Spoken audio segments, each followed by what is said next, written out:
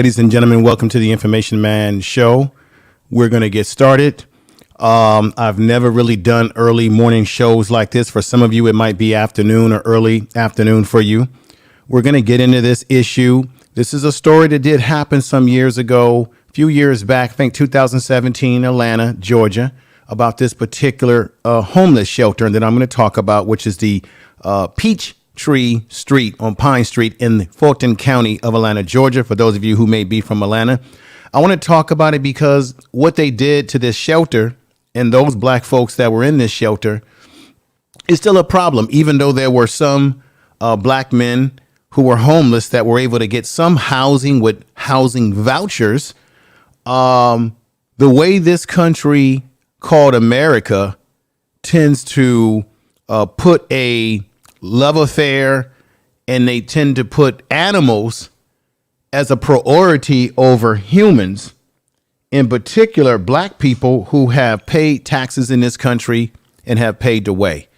With that said, welcome to the Information Man Show.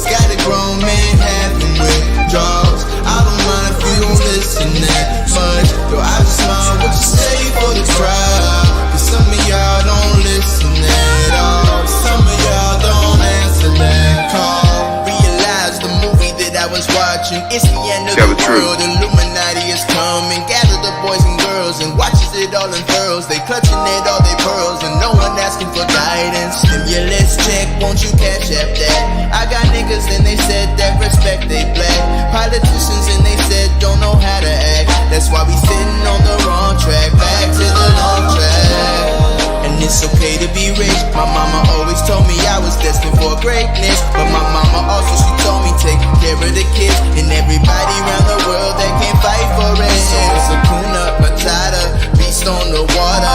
Pray to provider, please don't divide us. Keep that brighter, face your intruder to be someone brighter. Yeah, all mine if you don't listen that much. Some of y'all don't listen at all. Same shit they be pushing your buttons. Got a grown man having withdrawals. I don't mind if you don't listen that much. But I just mind what you say for the crowd. Some of y'all. All right, ladies and gentlemen, thank you for coming on over to the program today. I hope everybody is doing well this Monday after the Super Bowl. I don't know how many people even watched the Super Bowl. I didn't go live yesterday because I knew that a lot of people would be focusing on the Super Bowl, focusing on the halftime show. Let's give it up for the halftime show. Dr. Dre, 50 Cent, Snoop Dogg. I think he's got some legal problems coming his way. Someone has accused him of mistreatment of them sexually. So we're going to see how that all plays itself out. But I got to say, it did represent the Los Angeles area, Southern California area with that West Coast sound. The only problem that I had with that halftime show, ladies and gentlemen, was Eminem. Eminem ain't from the West Coast. Eminem. I've always had a problem with Eminem personally. And another thing that didn't make any sense that made me say, what's going on here? They in the West Coast, you got Snoop Dogg, you got Dr. Dre, but you've got no Ice Cube. Where was Ice Cube? Why was Ice Cube not on that bill last night? That didn't make any sense to me. Of course, we had 50 Cent who was upside down. He came busting out of nowhere, a little swollen there, but you know, 50 Cent did his thing. I appreciate that. Mary J. Blige was beautiful as ever. She did her thing. And I got to give it up for my man, Kendrick Lamar. He was fantastic. I like the way he had those guys in the black suits with the blonde hair. I don't know what was up with that blonde hair look, but that's a whole nother issue. And but but the whole sound, the music, the style, the LA sound was on point. And then Kodak. See, this is the thing that people need to understand. I'm in the West Coast. This is the thing that y'all better understand about the West Coast. Y'all can talk a lot of that drama, whether you be in the East Coast, the South, North, whatever. Y'all can talk a lot of drama. And then what people do, people sleep on California because you come out here, you get caught up in the palm trees, the nice sky. People seem to be laid back, nice homes.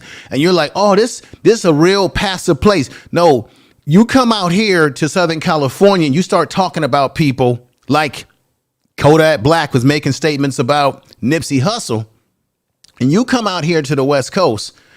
The West Coast will creep up on you, and you'll think everything is just palm trees and people walking around on the beach, and you'll get hurt out here. People don't play out here. I got to be honest, you've got gangs out here. You got people who take for keeps. They don't play games. So people better be very aware of that when you want to talk crap and you come to the West Coast and you think we soft out here. We got serious issues out here, and we go for you. We don't care about police. We'll go for you. So Kodak Black got himself caught up in something that came back on him, maybe allegedly. And even Ice-T warned folks when they come out here that this is not a place to play with because you think it's sunshine and Fruit Loops and palm trees. But that's just my opening statement about that. I hope everybody is doing well. Thank you for watching. Everybody who's come into the chat room. I don't know how many people will show up and watch this live at this time of the day, but my analytics told me this was a good time to go live at this particular time. As you know, everybody, I will be embarking on a new channel called Info Media. Make sure you get over there and subscribe to that channel, because if you are a content creator, of course, there are tons of content creators who give you advice on how to build a YouTube channel. This is where I separate myself, because I'm going to tell you the things that they don't tell you. I'm going to tell it to you like it is. I'm going to tell you like we in the barber shop. Break it down the street, around the corner, and up the block is how I'm going to do it. And go into the various things that go on YouTube that can hurt your channel, help your channel, certain genres, everything you need to know.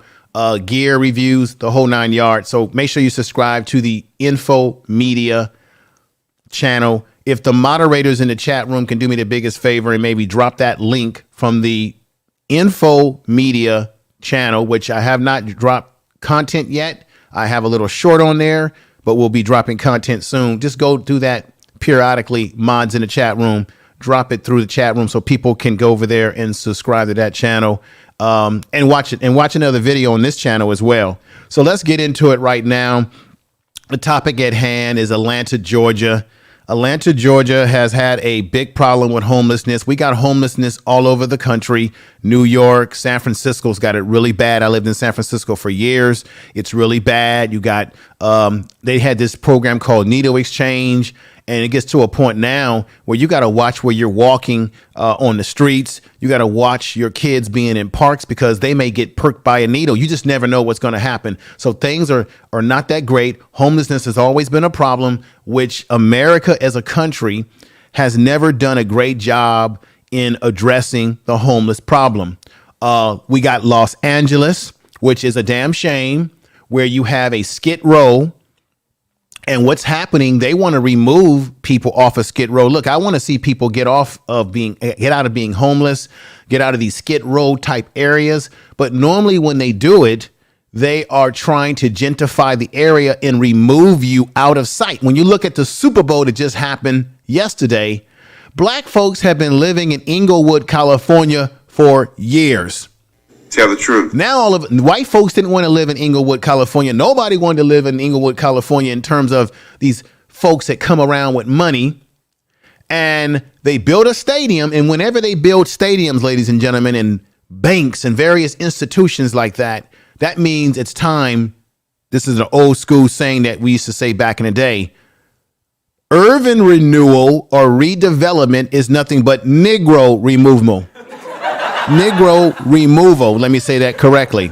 Negro removal. That's what it really is. It boils down to. We're going to remove black people out of this community, put nice things in like Starbucks. When you see Starbucks, you got to worry. All right. We're going to put Starbucks in. We're going to put nice restaurants in here, nice condominiums, all of this. The goal is to remove black people because they're not building that for your benefit, for your client, for the clientele of black people. It's for other people. So when they built that stadium in Inglewood, they're not building that to serve the black community in Inglewood. They're simply going to gentrify people out of there. It's already happening. Black people are already being gentrified, not only out of the communities, but out of the state. It's just not viable. Right now, under the Joe Biden economy, which is terrible right now, we have inflation. Now, you can say this inflation is being artificially created. I don't know. You got Trumpers out there getting involved in what's happening in Canada. But the fact of the matter is, this is affecting the whole country. And you may say, what does this got to do with the homeless issue that you're bringing up about Atlanta? Well, because this is what causes people to go homeless when bacon and eggs and sausages, even though I don't eat pork. Thank you for the super chat. Speak with you, girl. Hey, thank you for the super chat, sister. Great sister who just gave me the super chat. I really appreciate that. Make sure you check out her channel. I really appreciate that sister a lot. Been very supportive of the channel and what I'm trying to do over here. But when the eggs and the bacon and the rent is too goddamn, remember that man that came out a couple years ago saying that rent is too goddamn high? When rent is high, gas is high. Look, it's hurting me too. And I'm a man who has a decent job. It's hurting me too because I have to commute and gas is going up. Food is going up. And when you start paying the mortgage, paying the rent, paying the gas prices to go back and forth to work or wherever the hell you got to go. And when you're paying lots of money on your food expenses and every other utilities are going up, it's a budget crunch, and it can be a budget crunch on you. And this is what causes people to go homeless because you may not be able to afford to live where you live at. You may lose your job. All sorts of things could happen. And now you're living out on the street. And keep this in mind for people out there who feel like, hey, I got it going on. I got money. I got a car. I got a job. I got a color TV. Man, I got it going on. All of us are acceptable to being homeless. We are 1 to 2 to 3 to 4 times a lady paycheck away from being homeless on the streets. So when you look at people that's homeless, you should look down on them. Now, they could be homeless for many reasons. You have people out there who are homeless because they are drug addicted. Maybe they are veterans of the Vietnam War. And when they came back home to America, they weren't treated very well. They were down on their luck. And now they're out there. But I know I work in mental health as a therapist, mental health provider. And I know that there are a lot of people who are hurting mental health issues very hard, very seriously. One of the reasons why we have a homeless problem in California, in particular in the San Francisco area, because Ronald Reagan, when he was governor of California, he shut down a lot of the mental institutions in this state, which caused homelessness to get out of hand. Now, when we look at a city like Atlanta, I don't know if anybody is in the chat room from Atlanta. If you are from Atlanta, let us know that you're from Atlanta, because you know what's going on in Atlanta even more hell of a better than I do. But you have this is what's bothering me. You've got Atlanta, Georgia, where you've had a city that has had black mayors after black mayors, that has had black people in leadership, right? What you think is leadership. You've got a black city, which they tell us, that has black people living high off the hog, living in houses, driving luxury cars, so on and so forth. This is what they so-called tell us, right? This is the part that they want you to see, but they don't want you to see the other things. Then this is a town that has some of the most educated black folks in America, with all the historical black colleges that are there, Spelman, Morehouse alike. But yet in this particular town, this place, this city in Atlanta, Georgia, you have homelessness, very, very high homelessness. In particular, what bothers me is that you have homelessness very high amongst black men who are out there in the streets of Atlanta struggling to make it do. There you have right there. This is not any laughing matter. I'm not going to make any fun of this. So you have, because I'm a black man myself, and this could happen to me. It could happen to any of us. For whatever reason, they're out there on the streets. They are struggling to make it day by day. As you can see that photo there, this is the particular facility at Peachtree Street and Pine Street. Peachtree. Let me do this. I want to make sure I get a few things correct. Thank you once again for that super chat. Let me put your on the screen, my sister. I appreciate that. Thank you again. I'm going to give you a clap. Everybody that's listening, I see we've got Roberto in the house. Thank you for being here. We got Wellness with Fugo Mama in the house. Lady Leg 75 is in the house. Thank you for coming over. Earl Owens is coming in. We got Sexy Star R is in the house. Thank you. Black Anonymous is in the house. And Black Anonymous says this: rents are out of control information, man. Even if you are working, you will not hardly make enough to survive. That is absolutely right. And then if you can't survive, you could find yourself out here in the streets like these brothers right here. I don't take any laughter in this. These are black men in Atlanta who are homeless. There's about, from what I understand, I want to be fair here. The last time I checked the data, there's about 200 of those former residents of this particular facility that are in apartments and they're on all types of Section 8 and various vouchers. But let me put this up here. Now, you may say, well, this is an old story info. It may be an old story, but it's a story that continues. The homeless shelter at Peachtree and Pine Street in Atlanta, Georgia. Yeah, get the any type of trolls that are in here. If you see Russian trolls, Russian bots, if you see those people putting those sexual advertisements in there, I want the mods to get rid of them immediately. No questions asked. This is not a time for anybody to come in here talking cheesy when this is a serious issue, because I've talked about this stuff in the past. This is in Fulton County in Atlanta, Georgia. In 2017, this was an active shelter which they shut down. And the reason why they shut this shelter down is you see these black men out here. It's mostly black men. I'm not saying that black women are not out there homeless in Atlanta or any major city in this country. They are certainly out there. As you can see right here, these are people that have protested at City Hall in Atlanta, Georgia. I don't understand this. How can you have, somebody tell me, how can you have black leadership of a city, or what we think is black leadership? Because sometimes everything is not what you think it is, folks. But how can we have a city?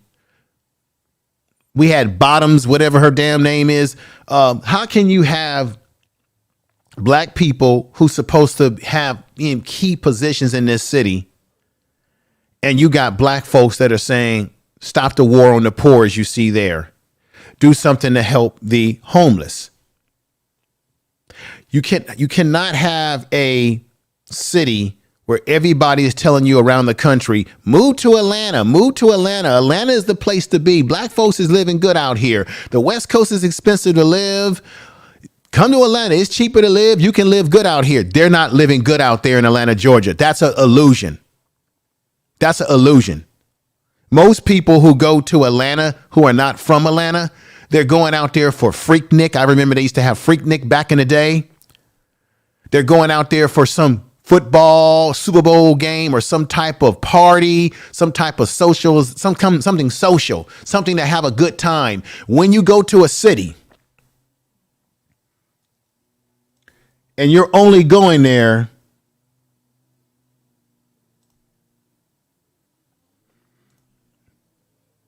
to have a good time, the trolls don't bother me. All you need to do, for those of you who have that blue ranch on you, just simply get them out of there. I'm not acknowledging them. They don't exist. All they exist to do is to be blocked. Simple as that. Simple as that. A lot of people go to Atlanta and they talk about how great Atlanta is. And when you ask them, hey, do you live there? No, I was just visiting. So when you visit a place, you're going there to have fun. You don't live there 365 days of the year to understand the other conditions and problems that the city has. Every city has it. So while on the flip side of Atlanta, you have black people living in some luxury, you have this particular side that people don't really want to deal with in reality, which is you have black people out here sleeping on the streets, impacted.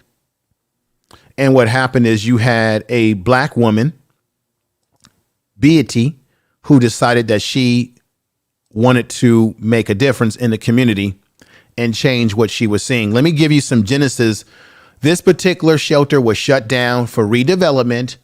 And there are those that were out there homeless that are saying that they believe that the city of Atlanta, the county, purposely did everything they could to kill this homeless shelter, to destroy it, to get rid of it, simply because of redevelopment, which is another word for Negro removal, as I said to you before. In this case, they were able to remove most of the black male homeless population out of this particular shelter, so that they could redevelop it so that rich people can come in, build it up, make lofts out of it, make condominiums, make it an area that you can't even live in and you don't even recognize anymore because you can't live there.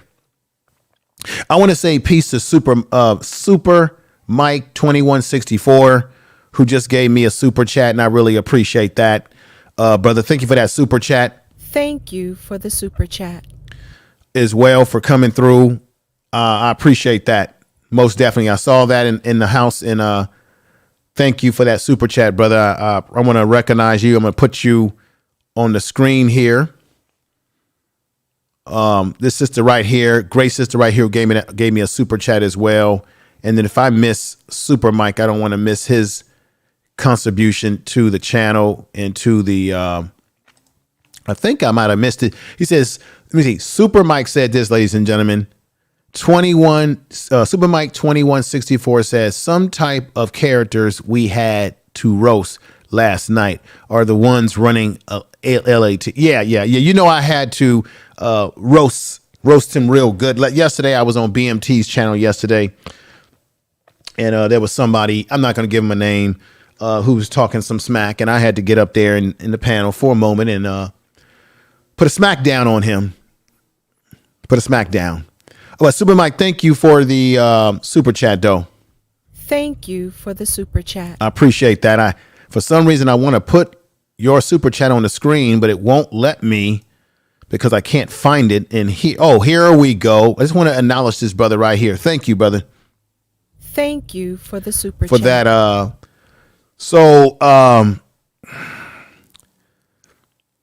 You have black leadership in this city, but they have done everything they can to get black folks out that are homeless, particularly black males, for a redevelopment project.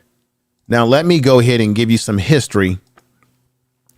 I always got to give you the lesson plan before I get into videos and things of that nature. You have a homeless shelter at Peachtree and Pine Street in Atlanta, which is no longer a functioning homeless shelter because they've taken it over. This particular building has 100,000 square feet. It's 100,000 square feet building that was put up for sale and is a new wave of redevelopment and gentrification in this area of Atlanta. I think it's central Atlanta, if I'm not mistaken. Somebody correct me if I'm wrong. I don't mind being corrected. And this is another, like I said, way to remove black folks from an area that are, in their mind, undesirable because they're homeless. But it doesn't matter because they will remove black people out of communities that are not undesirable, but black communities where black people are working class, where they're going to a job, they have a job, they're working, and they'll still gentrify you out of a community, whether you are homeless or not. They don't care. This is all about money. Because money is recoverable. Listen to me, folks. Money is recoverable and people are expendable in American society. Except for, how can I say this? Except for if you are a animal. If you're an animal, then America has love for you. Because by all means, they say that dog is man's best friend. So cuddly animals that society deem as beautiful, attractive, they should be treated with the utmost, and therefore there should be city money and budget spent on the upkeep and the utmost importance of our animal. Now, look, I like animals too. I don't have dogs or cats, but sometimes, dogs and animals can be cool. They become a part of the family. This is not about me putting down animals. It's about what are the priorities in a society when the society covets animals, particularly dogs. In this case, they covet dogs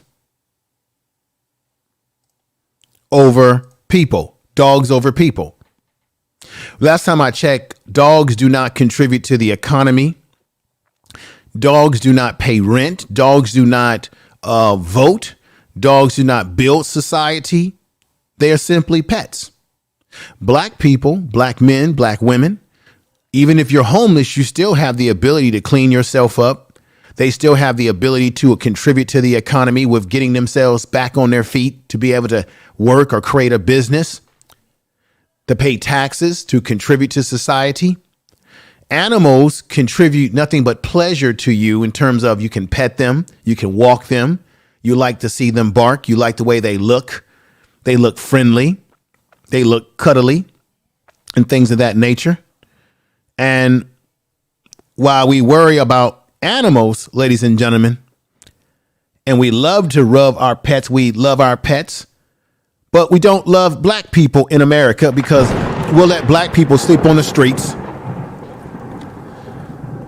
And when we decide to come up with a budget to help homeless people in general, and particularly black homeless people in a city like Atlanta, we'll come up with a small budget to deal with that issue as it relates to shelters. I'm not talking about the overall budget of that they spend on homelessness. I'm talking about budgets on shelters.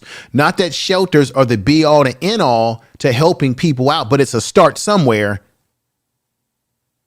But we live in a country where they will spend more money on dog shelters than they will spend money on shelters that benefit actual real humans that contribute to the world. We like Benji better than we like people, or we like black people. We like Benji. Rough.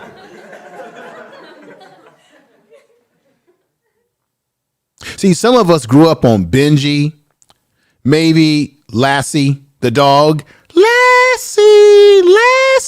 Oh, Lassie. I loved Lassie growing up. What's going on, brother Shaka?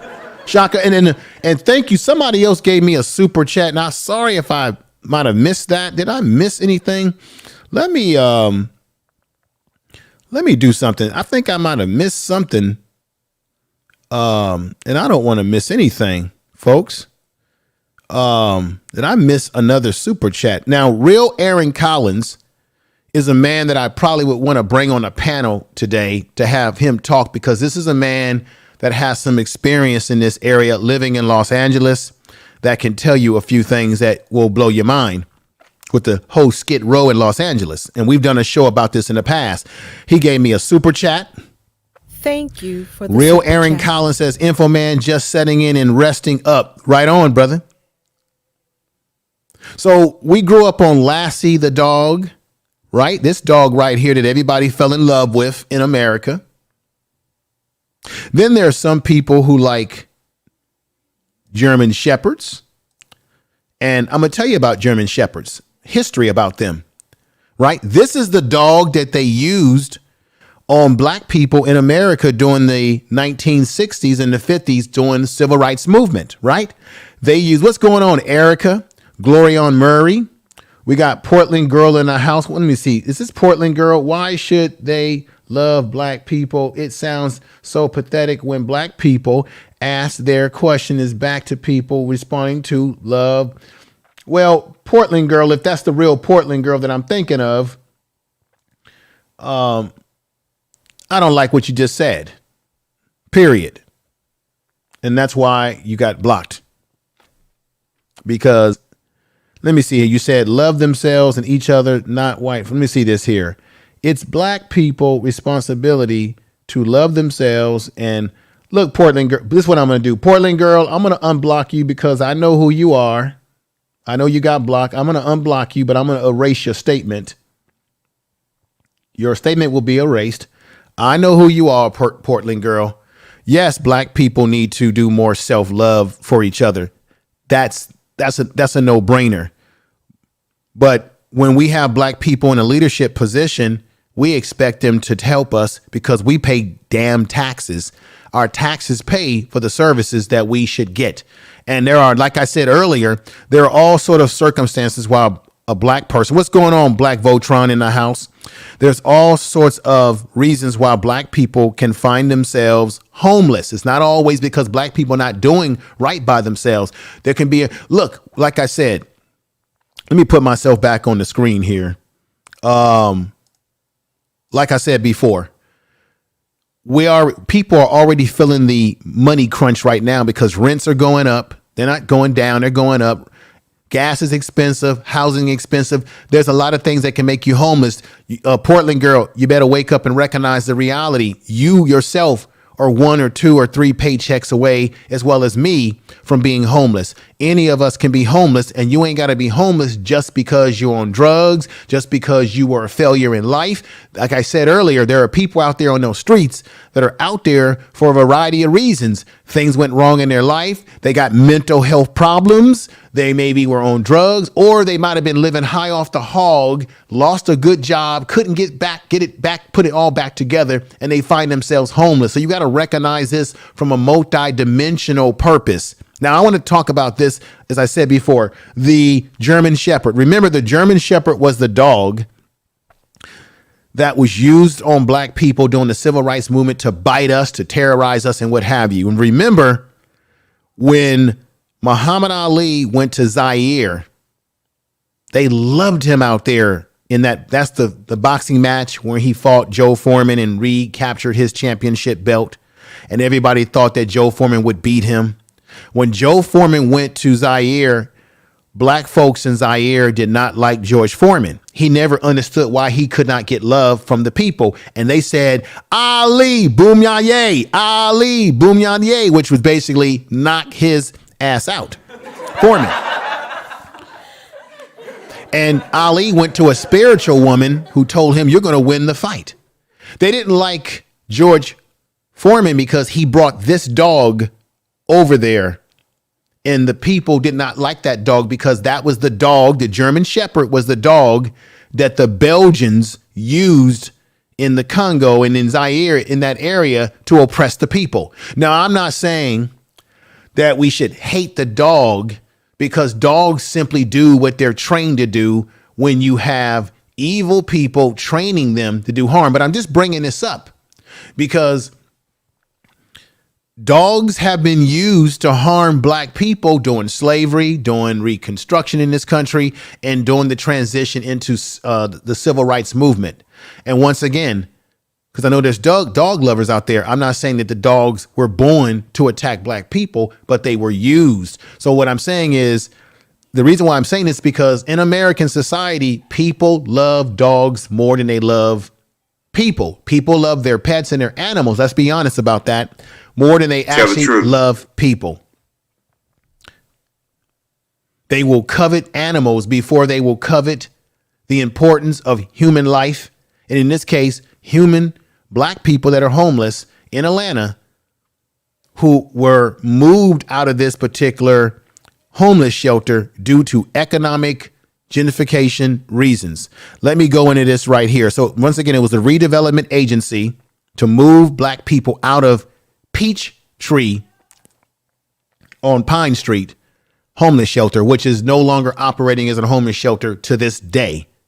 But this happened, I think, in 2017, but there's still repercussions from that situation. That is a shame that I must present to you.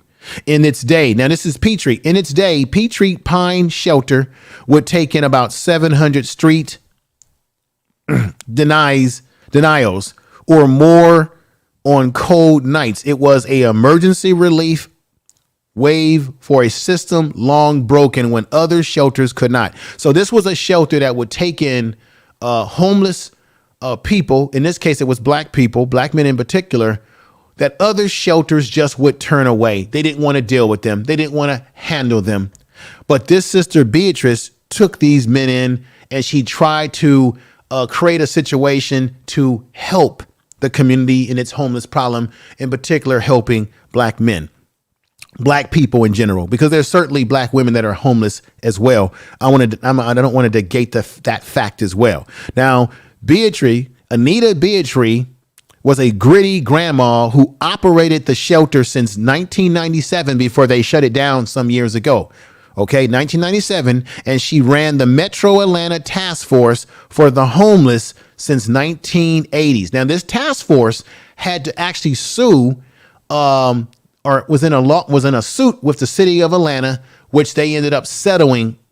The city of Atlanta ended up settling, right? So she's been involved in the homeless issue, this black woman, Anita Beachtree, since the 1980s. And she waged a brave defiance against the city of Atlanta when they were trying to shut the shelter down. So even back then, the sister was battling the sister. The sister was battling the system, the city of Atlanta, the county that was trying to get rid of the shelter because I guess they had other plans. And you know what that is: Negro removal, gentrification, get rid of them. Now, check this out. This is how she got this. Remember the Olympics in 1996? So when the Olympics came to Atlanta, Georgia, the Olympics, they ended up donating, or not donating, they ended up saying, hey, we want this building to be used for some good, right?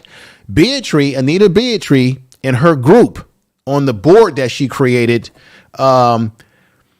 they brought the buildings with about 1.3 million. So the building itself was brought for about 1.3 million back in 1996 after the Summer Olympics.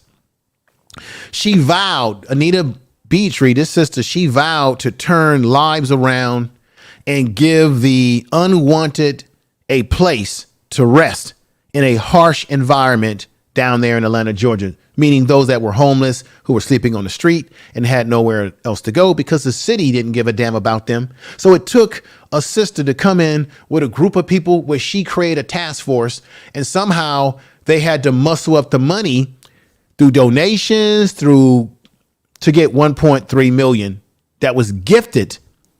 Now, wait a minute. No, let me correct that. That money was gifted after the 1996 Summer Olympics vowed to turn lives around. So it was the Summer Olympic organization who donated this money and allowed Mrs. Anita Beatrice to try to do something with this building for the homeless. Now, let's go on the next part of the lesson. Anita Beachtree could have kept it alive. She could have kept. Now, this is what I want to show you. They took the building away from her because the city undermined her. So there were those in the community that felt that she could keep the shelter alive because she did everything that she could other than steal and rob a bank or something like that. Whether it be loans, she floated checks. She borrowed Peter to pay Paul. Okay, that's the truth. She robbed Peter to pay Paul. She wrote checks. She did everything to keep the homeless shelter afloat because the city wasn't doing anything, because the city at that time, as many cities today, they are more concerned about the welfare of animals, dogs, than they are the welfare of what I would say are black people, like these black people that are right here on this picture again. In this case, once again, black men, homeless on the streets. So these cities don't really care about our plight, but they do care about the plight of animals, and that animals are a priority over humans, in this case, black people, as those humans that need help. And that is a damn shame, 110% shame. Now, going back into this, I want to put this up here for you and hopefully you can see this again. I want to read. So she robbed Peter to pay Paul, and a lot of people who might have died on the streets without her. So a lot of people that she helped out would have never made it had it not been for this woman's courageous position that she took to help them. Let me put this right here.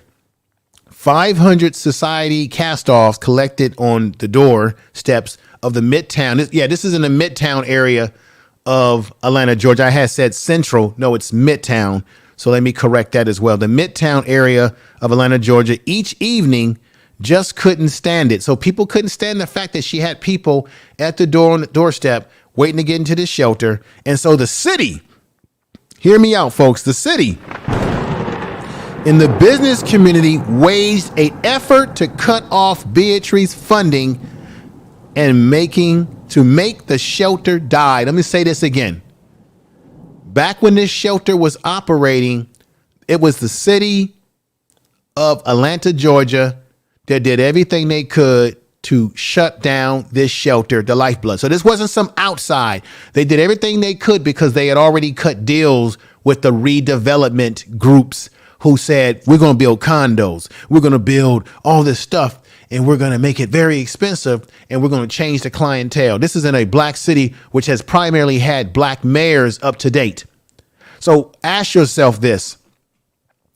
How can we have black leadership in a city that everyone touts is a chocolate city with the most educated black folks in it, and therefore that black leadership did everything they could at that time in Atlanta to shut down this homeless shelter by making sure they could squeeze the opportunity for Sister Anita Peachtree to keep this shelter going? It's a damn shame.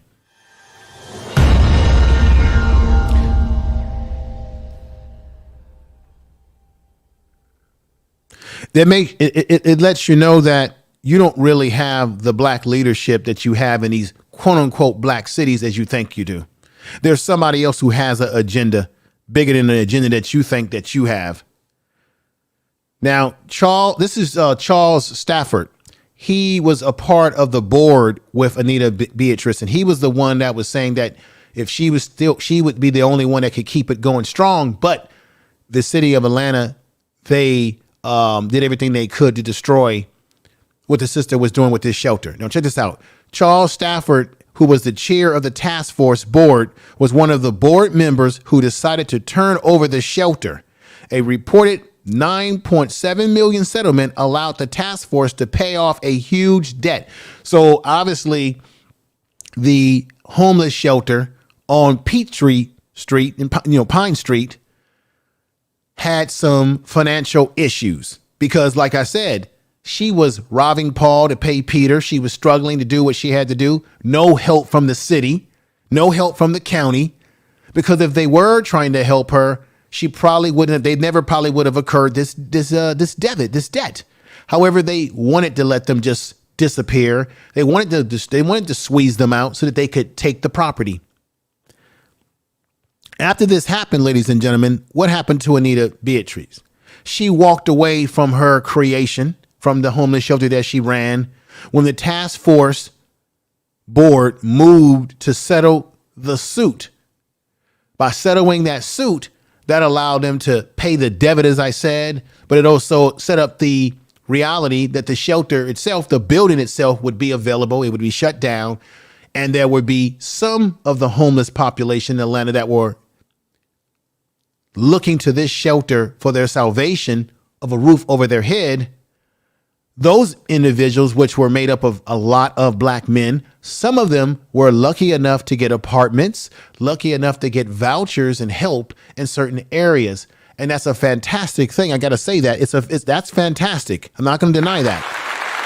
OK, they weren't certainly able to help everybody, ladies and gentlemen, but they were able to help some people. But even some of those vouchers that they got, whether it be for Section 8, was helpful. But then there was also those who might have gotten vouchers that only allowed them to stay in one place for a certain amount of time. But the point is that they purposely hindered this shelter That's the point I'm trying to make. This is the city of Atlanta. This happened around 2017. The reason why I'm bringing it up now, because it still remains relevant now, because there are still problems going on now. And it has already been put out there in the atmosphere in Atlanta by those that have been homeless, those that have been involved in the community, saying that Atlanta, the city, has contributed to the demise of that shelter, but the city has done a poor job, they say, of dealing with the homeless problem. Tell the truth. As many cities across the country have done a terrible job. I'm not saying that it's an easy job, but it's a terrible job when you put animals and you're willing to come up with funding for animals more than you are for a shelter. So why they did everything they could to move Anita Beatrice, and that Peachtree and Pine Street in Fulton County in Atlanta, Georgia. Well, they did everything to remove that shelter because they had a bigger redevelopment plan, right? Dollars over people. The dollar is recoverable and people are expendable. The dollar is recoverable and people are expendable. Money over humans, dogs and animals over humans, who actually contribute more to society than the animals do. You'll come up with a budget to sheltered animals, but have nothing for everyday people who have fallen on their luck for a variety of reasons. That to me is a damn shame. Tell the truth. I want to put this back on the screen right here. I want to put this on the screen.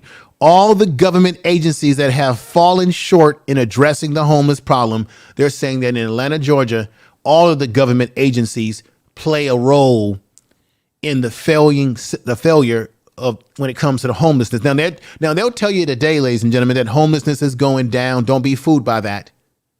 Don't be fooled by that, because homelessness can definitely go up because there's people that are not able to afford the living because things are going up, are very expensive thanks to a Joe Biden economy. He's the president, so the buck does stop with him. Of course, we heard those rumors out there that the Joe Biden administration wanted to, I don't know. There's some people that say it's part true. It's not true that they wanted to give out the crack pipes and all that. Well, now they're saying, no. We just want to give them swabs and things to clean their drug paraphernalia, just all that kind of nonsense. We don't need that. We don't need that. We don't need that. We need the tangible. We need the reparations. We need all the other tangibles that this government owes us. But we got city governments that are not doing what they're supposed to do. This is another individual. This is a brother who was homeless who said this. His name is Murphy. This brother Murphy was glad to be heading to a 1-bedroom apartment. He believes the mission to sweep poor black. See, this is a brother who got lucky to get one of those vouchers to get an apartment. But this is a brother that was out there in those streets in this homeless shelter. And he believes that the goal of the city, the mission, was to sweep poor black men off of Peachtree Street, is now complete. And they are now sweeping the issue of homelessness under the rug. This is a brother who was homeless out there in those streets telling the truth. Tell the truth. I got to tell the truth. You got to tell the truth, folks. Like I said, 200 of those former residents are now in new housing. This was some years ago, but things are still a problem. Now check this out. Let me read this to you. The commission broke ground on the new facility. I'm going to read this to you right here. I'm going to leave these two last things for what I'm about to tell you right now. So as I said about the dogs, right, and how a dog is animal, or dogs are man's best friend, so they say, right? So what's more important? Is it the dog, right? Or is it the homeless black man on the streets of Atlanta, Georgia? What's more important, the dog or the homeless black person? The black man or black woman that's sleeping on the streets? What's more important? Is it the kibbles and bits, or is the dog more important? Because if you see the animals as more important than humans, and that's telling you that they see you as a human, as a black person, as below even the canine. That's what it tells me. That's my personal opinion about it. The canine over the black man, over the black man's situation, over the black man's health. You didn't see anybody in the city of Atlanta or anywhere around the country protest like this about there being more help for the homeless as it relates to shelters. You didn't see anybody. You haven't seen anybody out there talking about we got to protest to get more animal shelters, the kibbles and bits. No, there's more people out there protesting like these black folks saying that y'all not doing enough for us. This is a serious problem. We are more concerned about the animal kingdom than we are about the human kingdom of disparity of black people out there in those streets, homeless, or any person that's homeless for that matter. That's just a damn shame. Tell the truth. I want to show you something. The city, I want y'all to look at me when I say this to you. The city of Atlanta is about to spend $38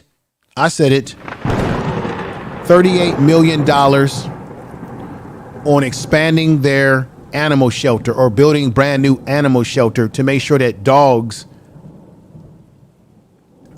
do not go without a home, a place to live. They're even talking about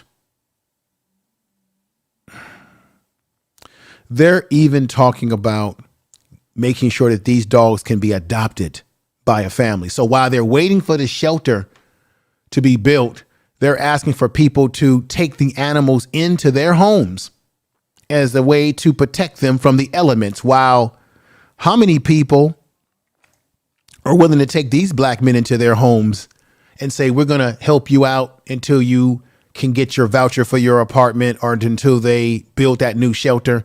You know damn well, hell no, and hell no, and hell no. You know hell no that no one is going to take in any people into their homes. None of us will. Let's just be honest. We don't want a person that we deem as strange in our home, right? That's homeless. We're concerned about what they're going to bring to our home, what type of behavior. No one's going to do that, but people do feel comfortable taking in a dog.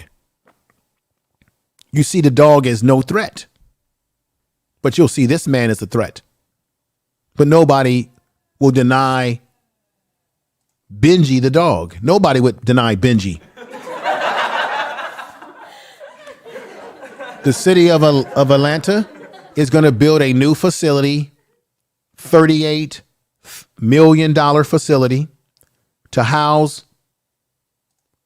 these animals, while at the same time putting out a bid for them to be adopted. As I said before, ladies and gentlemen, peace to everybody in the chat room. I have not been able to call everybody out again because I'm trying to stay on point on the presentation. And I appreciate you all being here. But nobody cares. Even the city of Atlanta is not even putting up enough money. I have two videos for you. One video is from 3 years ago where they talked about putting up 1.5 million to deal with the homeless problem. 1.5 million versus 38 million for dogs. It's laughable. And the new homeless shelter for the animals will be breaking ground. They're breaking ground already, as I said before, because they're breaking ground right now because this facility will be open in the year 2023. Which is why they're asking for people to adopt the animals. Check this out. Read it right here. The commission broke ground on the new facility on Thursday morning. The crew, this happened in 2021, folks. This Thursday morning in 2021, a crew are constructing the 50,000 square foot facility at 2051 Fulton Industrial Boulevard in Atlanta, not far from the Fulton County, the same county where they did everything to squeeze Anita Peachtree out to do redevelopment. They squeezed her out. They purposely did everything they could to kill that homeless shelter that was serving black men and black people and people in general in that part of the community that is the Midtown area of Atlanta, Georgia. They squeezed them out. They didn't say to her, hey, how about we give you the $38 million and redevelop the homeless shelter, improve it, fix it up, make it nicer, put programs in there for education, job training, put programs in there that can help build the self-esteem, give them better bunks or better things in the facility to make it a nicer place for them to live, put a drug treatment program inside of the facility, give her more bells. I say more bells. To improve the facility? No, they simply got rid of the facility and said, we got to get rid of these, you know what, Negroes. We got to get rid of these black folks. We don't need them here. They don't make the neighborhood look very inviting, because when they do redevelopment, they're building a community for somebody that does not look like these folks right here. And make sure y'all share this video. Very important on all your social media immediately when you get a chance. Share it. If you got a cell phone, you got a tablet, you can actually share it into your Twitter, your Facebook right now, right off your phone while you're watching me. What are you waiting for? And I thank you all in the chat room. All the mods, everybody in that chat room, I thank you. Again, make sure you drop the link to the Info Media channel. If you are a content creator, you don't want to miss the content that I'm going to be putting out on that other channel. I'm going hard on that channel. I'm going to give you the tough pill to swallow when it comes to trying to build a YouTube channel. It can take a long time. Do you have dedication? Do you have the patience? Do you have the passion? Certainly, Atlanta, Georgia didn't have the passion to help this shelter out with more funding, to the point that the sister, they were in debt. They were struggling. Dogs over human. Damn the black human. Damn the human. Up with the animals. You see, we live in a world, especially in European culture, where they see the dog as best man's friend. The dog is not a black man's best friend. In European culture, and you go back all those centuries ago, when they were living in caves, when Europeans were living in caves, they became very close with the canine animal. This is history. This is not putting anyone down. It's just facts. They domesticated the animal. They domesticated the dogs because the dogs were living in the caves back at a time when Europeans did not know how to season the food. They didn't know how to create a fire. They didn't know all these things that people on the continent of Africa were already doing. And they went into the caves to live for shelter. And in doing so, guess who was there in the cave already? The dog. Tell the truth. And therefore, the relationship began to be created out of domesticating the dog. Therefore, they come up with the word that dog is best man's friend. Tell the truth. The dog has not been the black man's friend. In fact, I'm talking from a historical point of view. As I said before, there were dogs that were used, certain species of dogs that were used to sick. You know that word, sick 'em, boys, sick 'em. There were dogs that were used and trained to sick us, to bite us, to terrorize us. And I'm not saying that this is the dog's fault. It's the fact that people breed the animals to do these sort of things at that time. This is the psychology I'm breaking down to you, the mindset of this whole thing. Let me go ahead and show you this videos that I'm talking about that will put it all in perspective, ladies and gentlemen.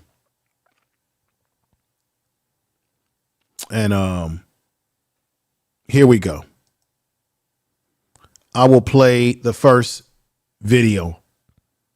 Listen to this one. This is the one about black people in Atlanta, Georgia, just 3 years ago when they talked about a 1.5 million. Here we go. The city of Atlanta now has $3.5 million to fight homelessness. The additional funding has been approved to offer hotel rooms to those without a permanent roof over their heads. The city says the money will also help pay for shelter beds and provide rapid rehousing for 100 homeless households. The additional funding will be matched by philanthropic funds.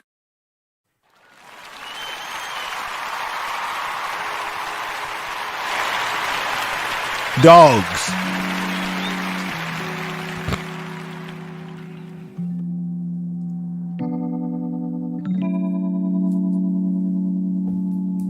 You are listening to Information Man. Please make sure to subscribe to his channel. So, Now, ladies and gentlemen, let me show you the other video that I must speak on. Remember, I told you that they're prepared to spend $38 million on expanding, improving the dog shelter and donating dogs, getting them in homes while they wait for the dog shelter to be completed. Breaking ground already. It's breaking ground already. The commission approved of it. While they're giving the homeless issues that is impacting black people in Atlanta, a city that we often think that all black people are just living large off the hog. They're talking about 1.5 million, which is measly in comparison to 38 million for the canine. Here we go. This, to me, is a breaking news story.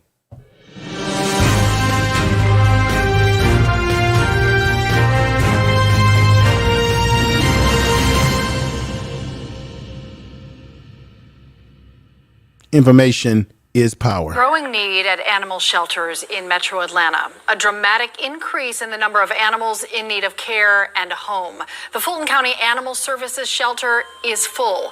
This week, last year, they were caring for 129 dogs. Now, they're having to care for closer to 300.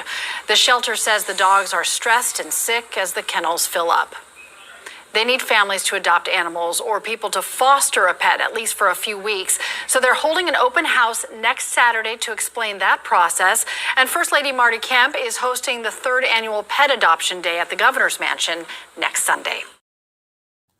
At the Governor's Mansion.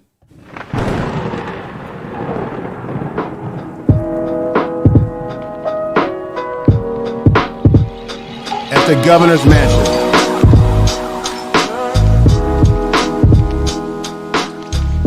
Tell the truth.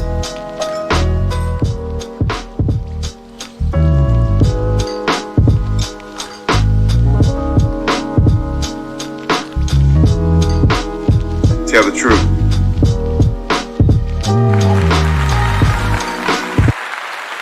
All right. I want y'all to read very carefully what I have down below as another part of the lesson plan today, ladies and gentlemen. Thank you for coming over to the Information Man Show. On this channel, what I try to do is provide information that can open up one's mind, talk about social issues, cultural issues, educational issues, anything that we need to be aware of. We need to be aware of what's going on. I don't even know how many of you were aware of this situation. If you were aware of this situation, maybe you're from Atlanta and you know this situation very well, put a 1 in the chat room. If you weren't aware of this situation, put a 2 in the chat room, ladies and gentlemen. But I want to read this for you here. You heard what the lady said on that news. That was Atlanta news reel. You saw the animals. They're talking about they're building a new facility. They're looking while the facility is being built. They're looking for people to adopt these animals. They're not looking for anybody to adapt, even though I don't like that word. They're not looking for anybody that can take these homeless people in. No. And the truth of the matter is not many people are going to take in a homeless person. I'm not going to set up here and act like, yeah, we're all going to take in a homeless person. No, we all going to have concerns about that because we have family, right? But the difference is that they're talking about 1.5 million.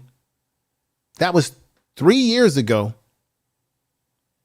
Now, remember what I'm saying. I'm not talking about the overall homeless budget. I'm talking about as it relates to shelters. They still are giving the homeless shelter for the animals is still more, 38 million. While the city got rid of Mrs. Anita Beatrice Peachtree on Pine Street, homeless shelter, Peachtree shelter. They offered her no money. They had some settlement which pushed her out. This is what they're offering for dogs in Atlanta, Georgia. The project is expected to cost $38 million. The investment is from Fulton County Urban Redevelopment.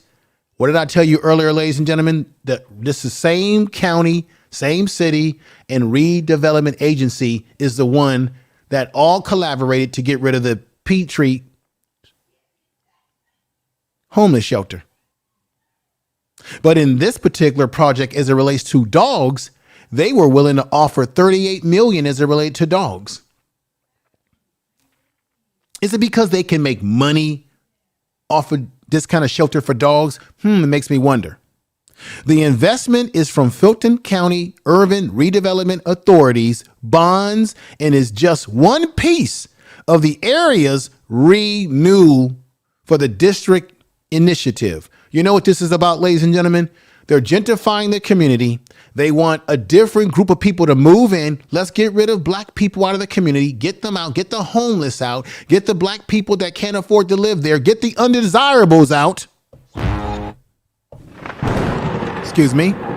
Get the undesirables out. And if someone super chatted me and I missed it, I apologize. Thank you for that super chat. If there's any super chats that I might have missed, let me go back up here and see if I might have missed any. What's going on? Identity withheld.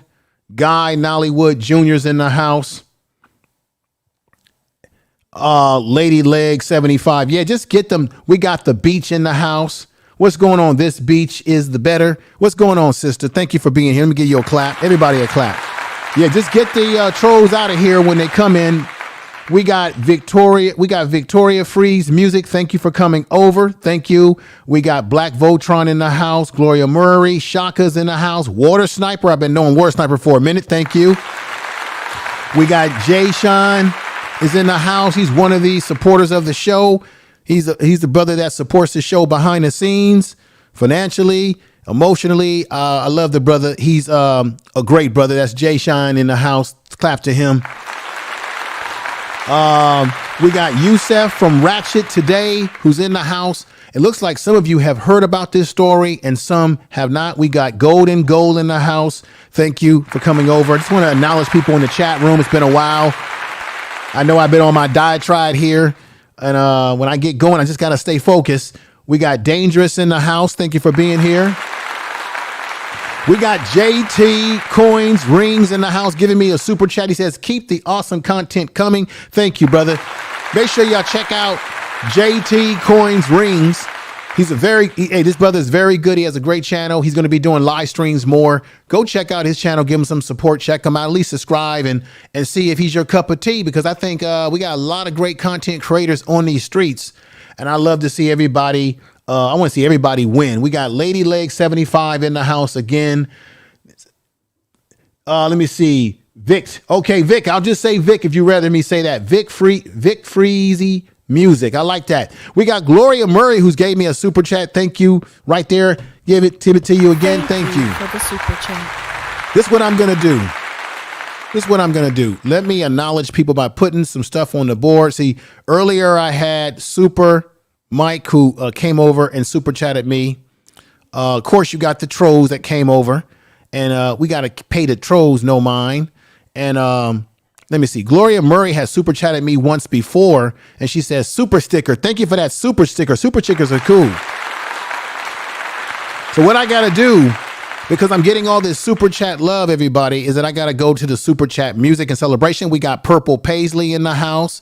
We got this beautiful sister here. This beach is better is in the house. Thank you again. We got Sexy Star is in the house. These are people who came through earlier. We got Identity Withheld. Peace to him. Real Aaron Collins, Shaka. University's in the house that was here. Erica was in the house. Purple Paisley, as I said before. There might have been people that I missed. We got Preach Time. We got Time in the house. Thank you. I'm scrolling down in this other chat room. Oh, we got my brother right here, Adoka. What's going on, brother? Get you clap. He says, Gloria Murray, nah, I didn't stay in the shelter. I was sleeping in my car at the time, then was staying at YMCA. Brother, I might need you to come up today and join the panel. I might have a short panel discussion. Let me just get through the Super Chat celebration and finalize my final words about this presentation before I open up the door for people to come upstairs and give their opinions about this. I'm going to say it again. That videos that you saw, $38 million for the animal shelter. Now, don't get me wrong. We can't have animals running wild around the streets. You know, we don't want animals running wild, dogs, cats, whatever. We don't want that, of course. But I just noticed the priority. This same redevelopment agency, along with the city and county of Atlanta, which is Fulton County, they saw fit to pay out more money for a animal shelter and to look for animals to be adopted, but there's no such thing for that black homeless population. I'm saying black because that's the number of people that are highly out there in that situation. And we all could be in that situation, so you don't never make fun of anybody. Okay, but thank you. Let's get into the Super Chat celebration. Peace. Thank you for the super chat. I wake up. Yeah. I wake up, flex, thumb down now. Check, no drip, this wet. Tell 'em run it up. No sleep, no rest. Might crash, might wreck. But first I tell the truth. Run it up. I wake up, flex, thumb down now. Check, no drip, this wet. Tell 'em run it up. No sleep, no rest. Might crash, might wreck. But first tell the I truth. Tell 'em run it up. 9 out of 10 roll through my hands, I'm by my lonely. Turned to a savage, now my baby wants to hold me. I love my fans, don't need no friends, I got my homies. Thought I could trust you, I find out you tried to zone me. I'm number one up on that court, I'm Nick McGrady. The first one in, the last one out, can't call me lazy. Put in my hours, send the invoice and they pay me. I need 6 rings like MJ and Tom Brady. I wake up, flex, thumb down now. Check, no drip, this wet. Tell 'em run it up. No sleep, no rest. Might crash, might wreck. But first I stretch. Tell 'em run it up. I wake up, flex, thumb down now. Check, no drip, this wet. Tell 'em run it up. No sleep, no rest. Might crash, might wreck. But first I stretch. Tell 'em run it up. Y'all gon' make me take that trip way out to Europe. I call up Nigeria, come through in a hurry. Those London boys don't come to play, you should get worried. One false move, find yourself, they getting buried. Dance with the devil, used to love playing those games. Made some bad decisions that... All right, everybody, thank you. Thank you. So that is the presentation in terms of what I wanted to talk to you about. But let me put one, like I said, one thing. Let's put this back up here. One thing for the effect of it all. The project is expected to cost $38 million. They're already breaking ground. They already have broken ground, and they plan to have this facility for animals up and running by 2023. They are putting more money into this project than they are in putting in money into a shelter. That isn't the end all to be all, but it did help people. There are those that were homeless that said, yeah, it did help a lot of people get off those streets.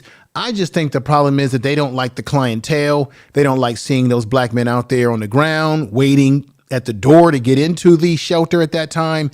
They just didn't like it. So what they did, they blighted the area, took it over, pushed the sister out that ran this shelter program, and the rest is history. Now they are on to providing a program for the animals, for the dogs, that are more important than humans. And I just got to tell it like it is. So what I'm going to do right now is I'm going to start putting a link in the chat room for anybody who wants to come on board and give their thoughts. Everybody, peace to you again.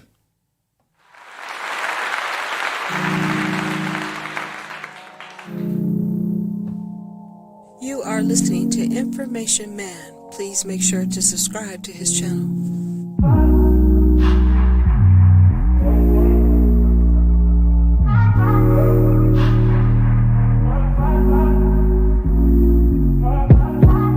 Told you so extra, but I know I'm the same. Yeah. Love me in spite of my trauma. Give me what I need instead of the drama.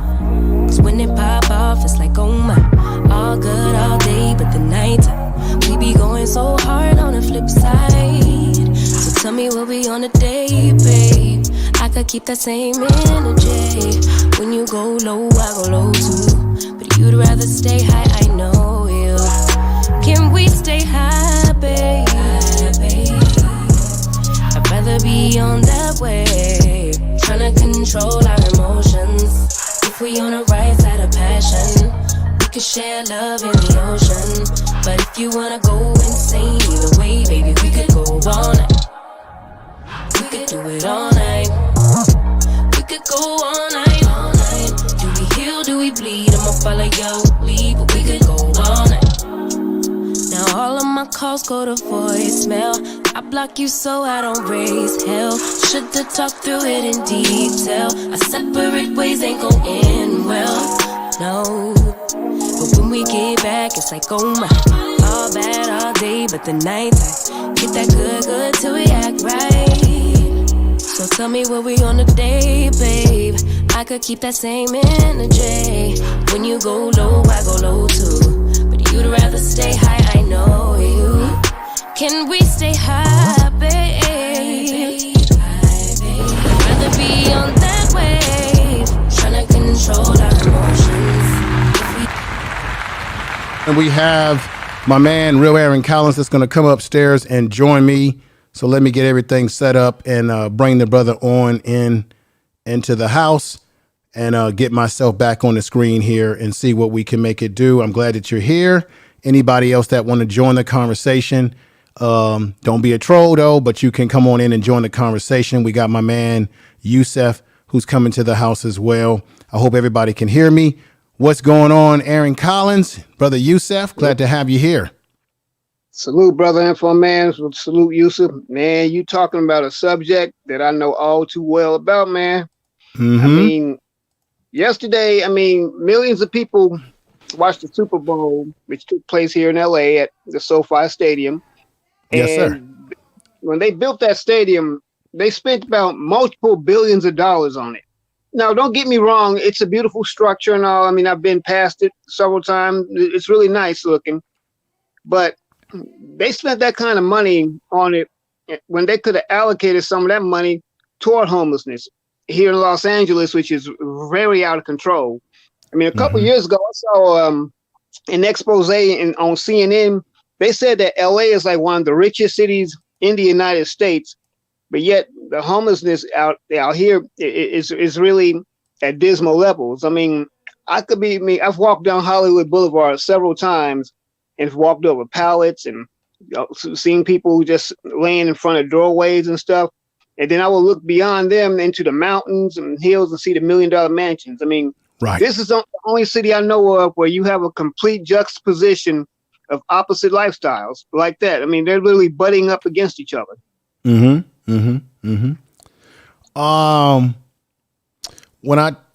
The reason why I said I wanted to be more specific in my conversation today or in my presentation, because I looked at Los Angeles budget for their overall homeless budget.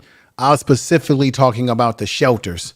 So I know that someone will say, well, wait a minute. No, they're spending more money. I'm talking about shelters versus animal shelters. They actually spending more money on animal shelters in this particular case in Atlanta.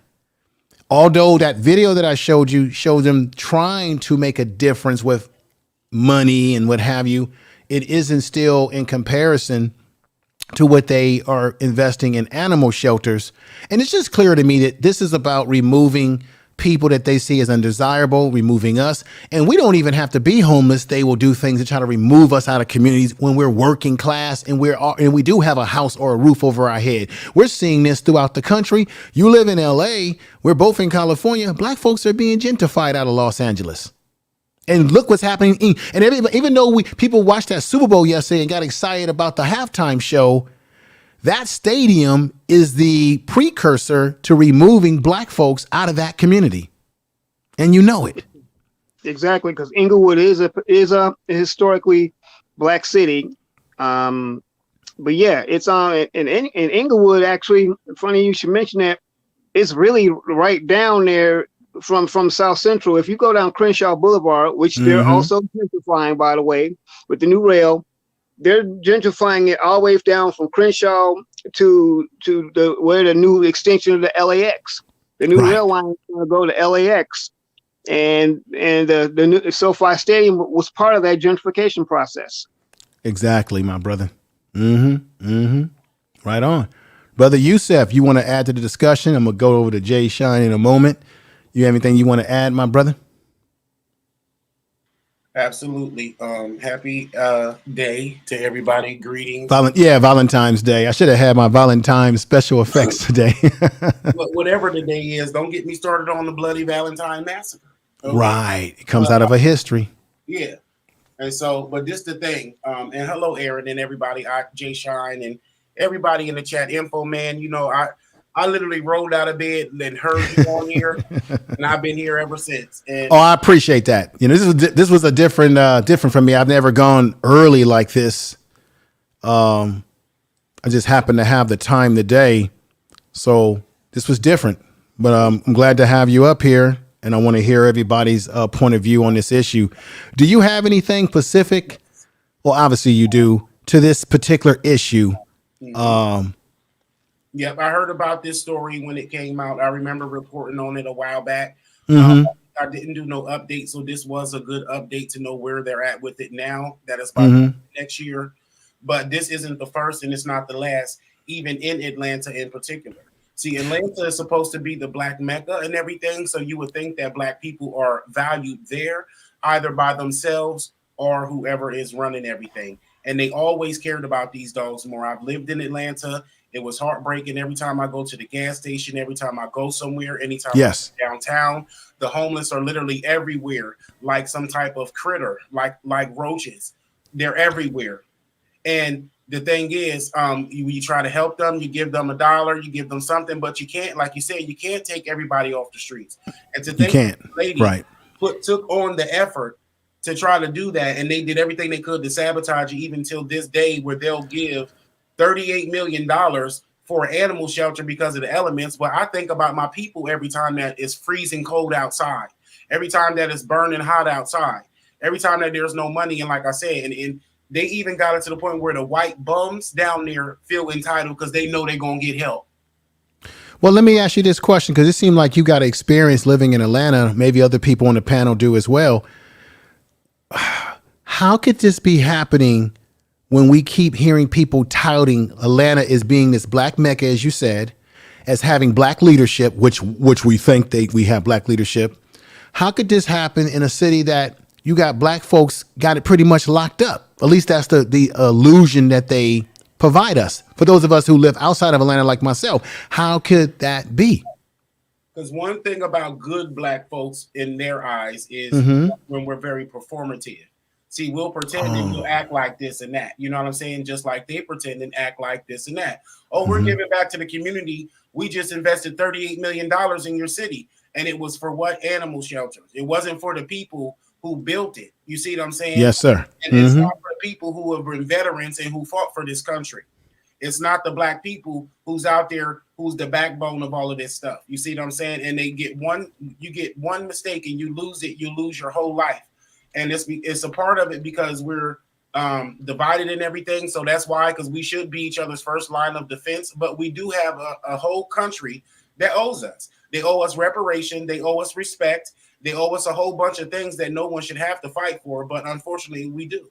And so when people start to have a vested interest, when they get into positions of power to open black shelters, to open places for their people to have a fresh start and to take them off the streets, their interest is not there, because there's $38 million that go into other things too, that that money could have went to help black people, and where the money went is not helping.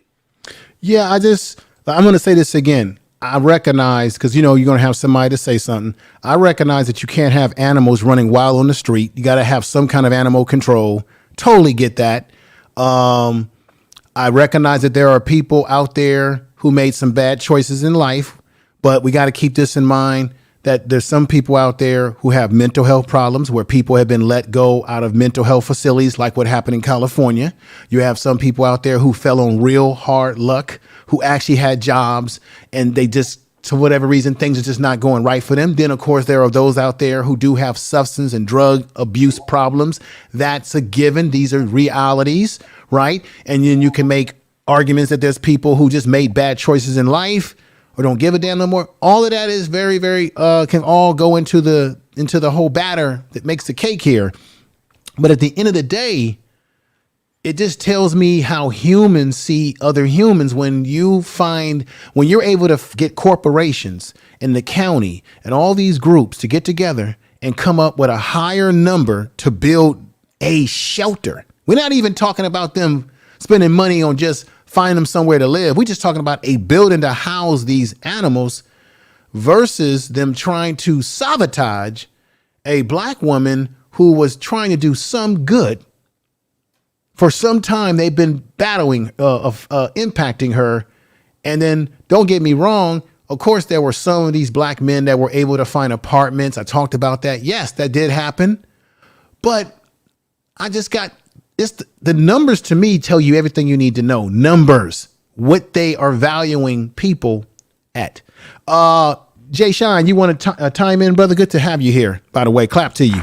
It's been a minute since I've had you on a panel. Well, it's good to be with you, bro. Happy New Year to you. Oh, happy Valentine's Day, whatever we call it. Happy New Year is actually the more appropriate thing to say because we all want to have a good and a great New Year. But how you doing, brother? What do you want to say about this? I'm glad you came by. Well, first of all, peace to my brother Aaron and brother Yusuf. Not familiar with the brother Vic, but salute to you as well. I just want to say this.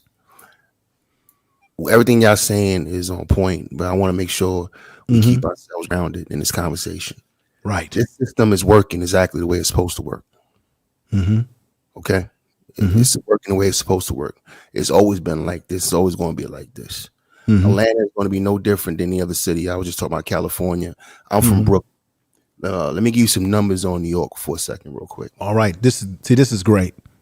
All right. New York Police Department budget, $10.4 billion.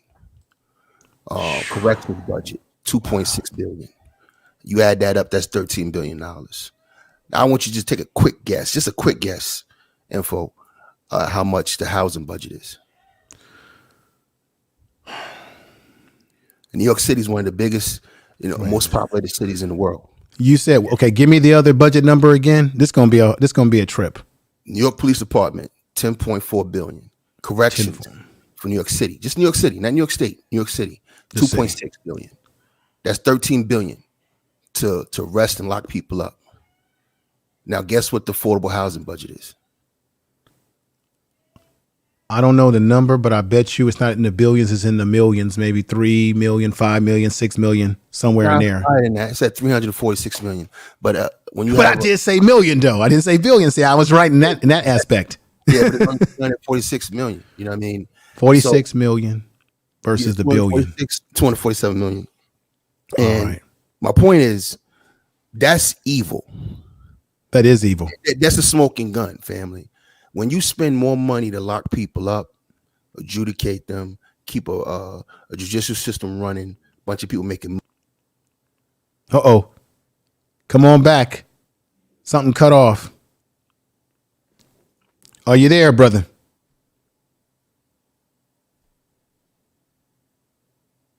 Yeah, I hope he can come back. Jay Shine, are you there? Come on back in. Something's going on with your...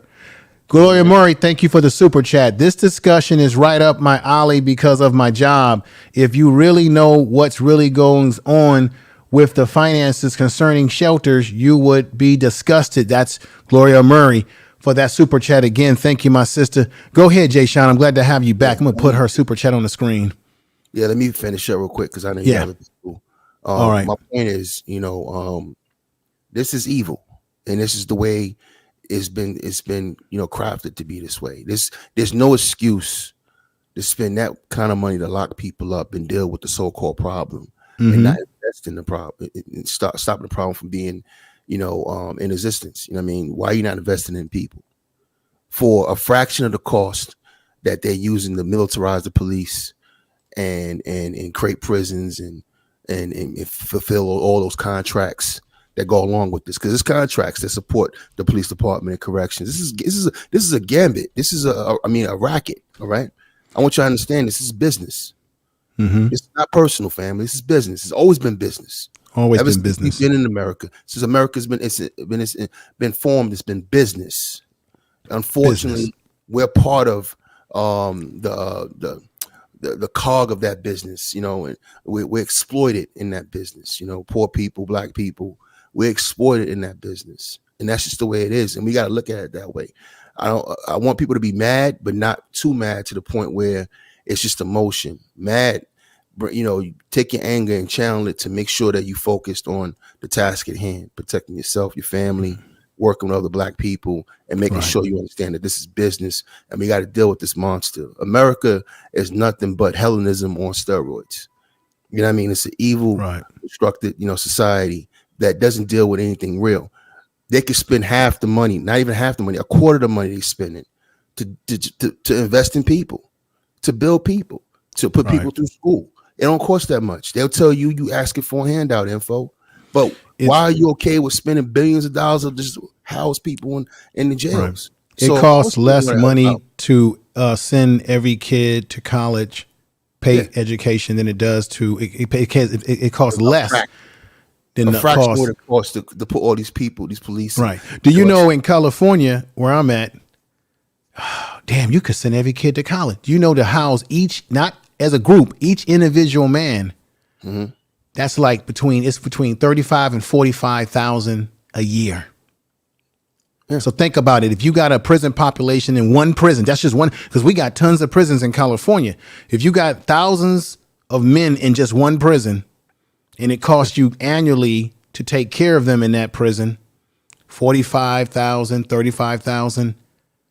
Think how many kids you could send to college. Yeah, and one last point I want to make about that. I was going to bring it home back to the homeless. Oh, okay. I'm sorry. Go ahead, brother. Just real quick to bring it back to the homeless is that you can't. These people are homeless and don't have a job. They have no way forward.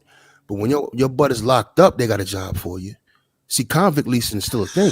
Right. You know what I'm saying? So this is evil you're dealing with. You understand? Right, because I have experience in this. They will pay in prison. They let guys have jobs, folks. Yeah. And they will pay them a nickel to 25 cents an hour to work a job in the prison. Yeah. And what about your state? They'll throw them out in front of a fire. Right. That's what I'm talking about. In California, they'll put them in these fire camp programs and have them go out there and risk their life in situations. But the money that they make, the pennies that they make in prison, you're right. Isn't it interesting that you don't have jobs for people so that they don't go to prison? Because we know that crime is related to job opportunities in general. But when they're in prison, incarcerated, now you can find something for them to do in prison, but not out of prison. Yeah, so I'll shut down right there and let other people get on. No, I appreciate you making those statements, man. I really appreciate you, brother. Vic, you want to add to the discussion, my brother? Thank you for coming up. What's up, big bro? I'm about to pick up my. Can you hear me at all? Yeah. Now you're working. At first, I couldn't hear a thing you were saying, but come on, brother, give it to us. Yeah, I'm about to pick up the baby, so I'm gonna make this quick. I spent 8 months living in my car and 2 weeks on the walking the street. Yeah. Okay. So it's a night and day difference. Okay. Night and day difference. Walking the street is a whole nother lifestyle, Okay. And it get cold out there and you realize how many friends you don't have real fast, and how inconsiderate and people can be, and those resources are needed. I think the last brother who was speaking was very on point about things working exactly as they should. And I don't think we should be looking for anyone to come rescue us. This is going to be something that our tribe / community has to put together ourselves. Personally, I believe that amongst the homeless people that I've encountered, yes, there are quite a few who have mental instabilities, I will say. So whether yes, it comes from this, that, trauma, drug addiction, it wouldn't matter. A lot of them are not in the situation where it would be a great idea to bundle a lot of them up into a single space. So even the homeless shelters that exist, they mimic a jail as far as how they're run, and how they look, with the dormitory style. So it's not considered the safest place or the kind of people who are newly homeless would like to be around. So Can a I lot of say people this? just avoid shelters in general. Go ahead. Can I say this to you? Tell me if I'm wrong or right.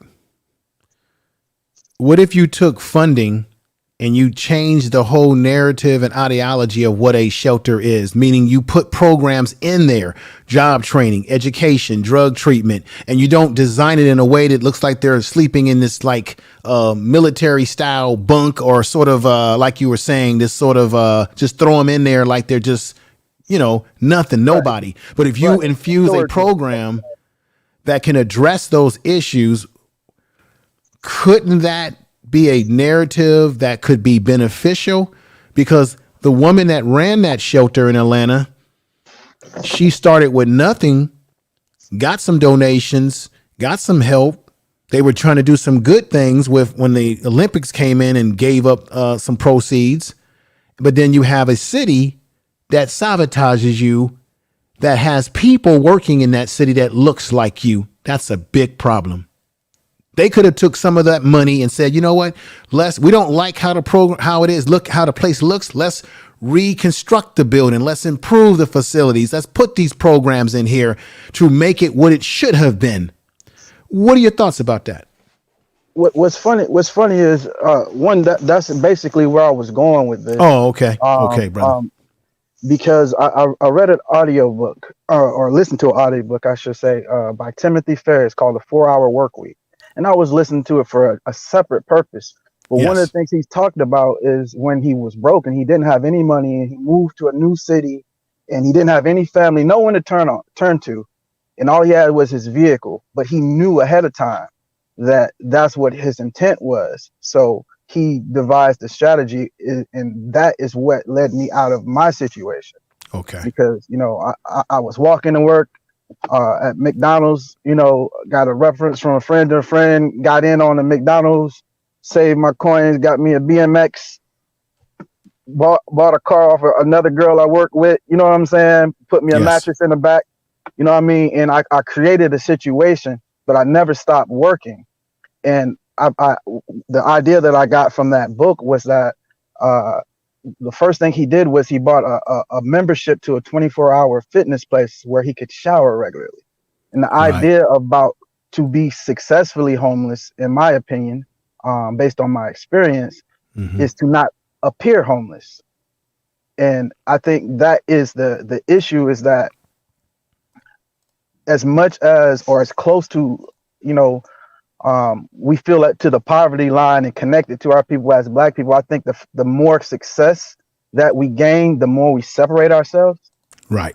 So I don't think it's even a racial thing at that point. It's a class thing. And I feel like a lot of these people who find themselves on the good foot, if you would, kind of either have never been to the bottom, don't have anyone on the bottom, or don't associate mentally themselves with those people at the bottom. So when they get into those positions to make changes, no, they don't want those people in their neighborhood. No, Dave Chappelle don't want affordable housing in his area because he feels, I'm not even going to say how he feels, but I'm just using that as an example that a lot of times when people are in certain positions to make those changes, they don't feel connected to those people. It's more of a show.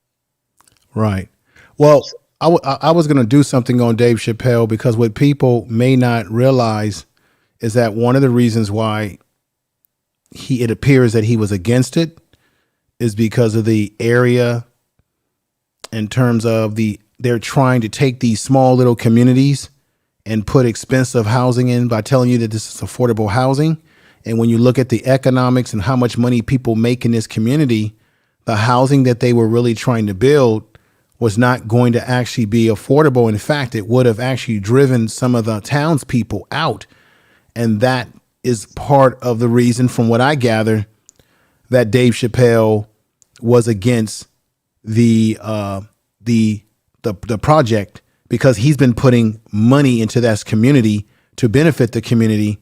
And now you're going to bring a project in that changes the landscape of the community with housing that people may not be able to afford. See, they use low income housing as part of the scheme to get their foot in the door by making you think that they're going to give you low income housing, when they just really have, these realtor companies just have a economic interest.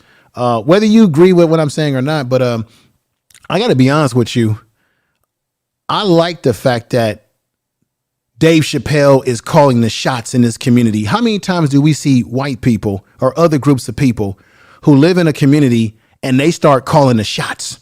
The fact that Dave Chappelle is in a position to call the shots in the community because he has paid the cost to be the boss, I think is interesting. And from the research that I've done, this company is actually misleading people to think that they're building affordable housing. When you look at what the prices are of what those housing is going to be in comparison to what the community actually makes economically, it doesn't add up. But I think that's an interesting one. That's a very interesting one. Brother Vic, I'm glad you came on, brother. Peace to you. I got a lot of respect for you, brother.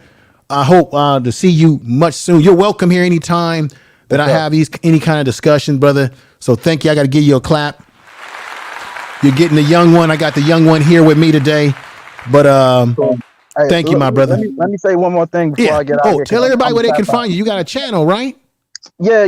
This is Victor Freeze off Victor Freeze Music. Not Victoria. Victor Freeze. Okay, hey, look, man, this your brother over here on the Nighthawks with Chef Shapino. You know how we get down. Yeah, with there? Chef. Yeah. I'm gonna be bringing the crew over, man. With Chef and everybody, I'm bringing the crew over soon. Yeah, you definitely see me again. But I just wanted to say one last thing on the subject. Okay. Just to add a little more scenery to what you got going on. Mm-hmm. The reason that I stopped sleeping in my vehicle, because I would sleep out at the 24-hour gym that I was at. Mm-hmm. And I was working 3 jobs, basically to keep myself out of the vehicle as much time, you know. And I just said, hey, look, if I could triple up on my money and get myself out of this situation, I'd rather be doing that than trying to find something to do or find somewhere to go and so on and so forth. And I would just sleep in between shifts. Well, one day I woke up with a bright light in my face and at the other end of a gun. And you know what I mean? The police feel a certain way, you know, about certain things when certain people call them. And when at the end of the day, that was a very interesting situation. That was one of the closer times that I felt I was close to death. But at the end of the day, what I found is that there's quite a few, especially since the C word hit, there's quite a few families. And when I say quite a few, I mean a lot in these back of these Walmart parking lots, because what you'll understand later is what the officer, the sergeant who came after, who was a little more reasonable, I was able to talk to, explained that what sleeping in your vehicle is considered in a lot of places urban camping. Is a law that they've created, so that not only can you not sleep on the street, but you can't even sleep in your vehicle in a lot of areas, or you'd be considered to be breaking the law.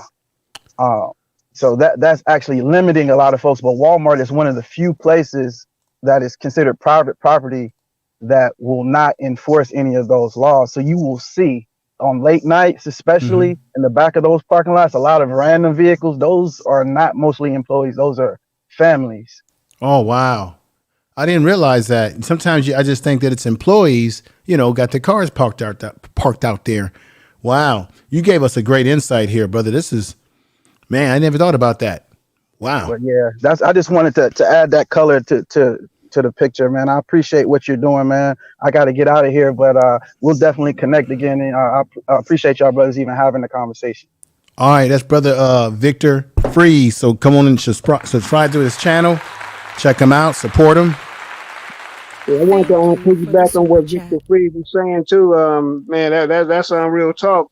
And you know what? They really make these laws for the benefit of us. Since when is it against the law to do something basic like get rest, go to sleep? You won't let them sleep on the street. Okay, a car is a private vehicle. You're gonna sit up there and tell this person they can't sleep in their car? See, they do these little things. What they're doing, they're really, in my opinion, is they're poking the bear.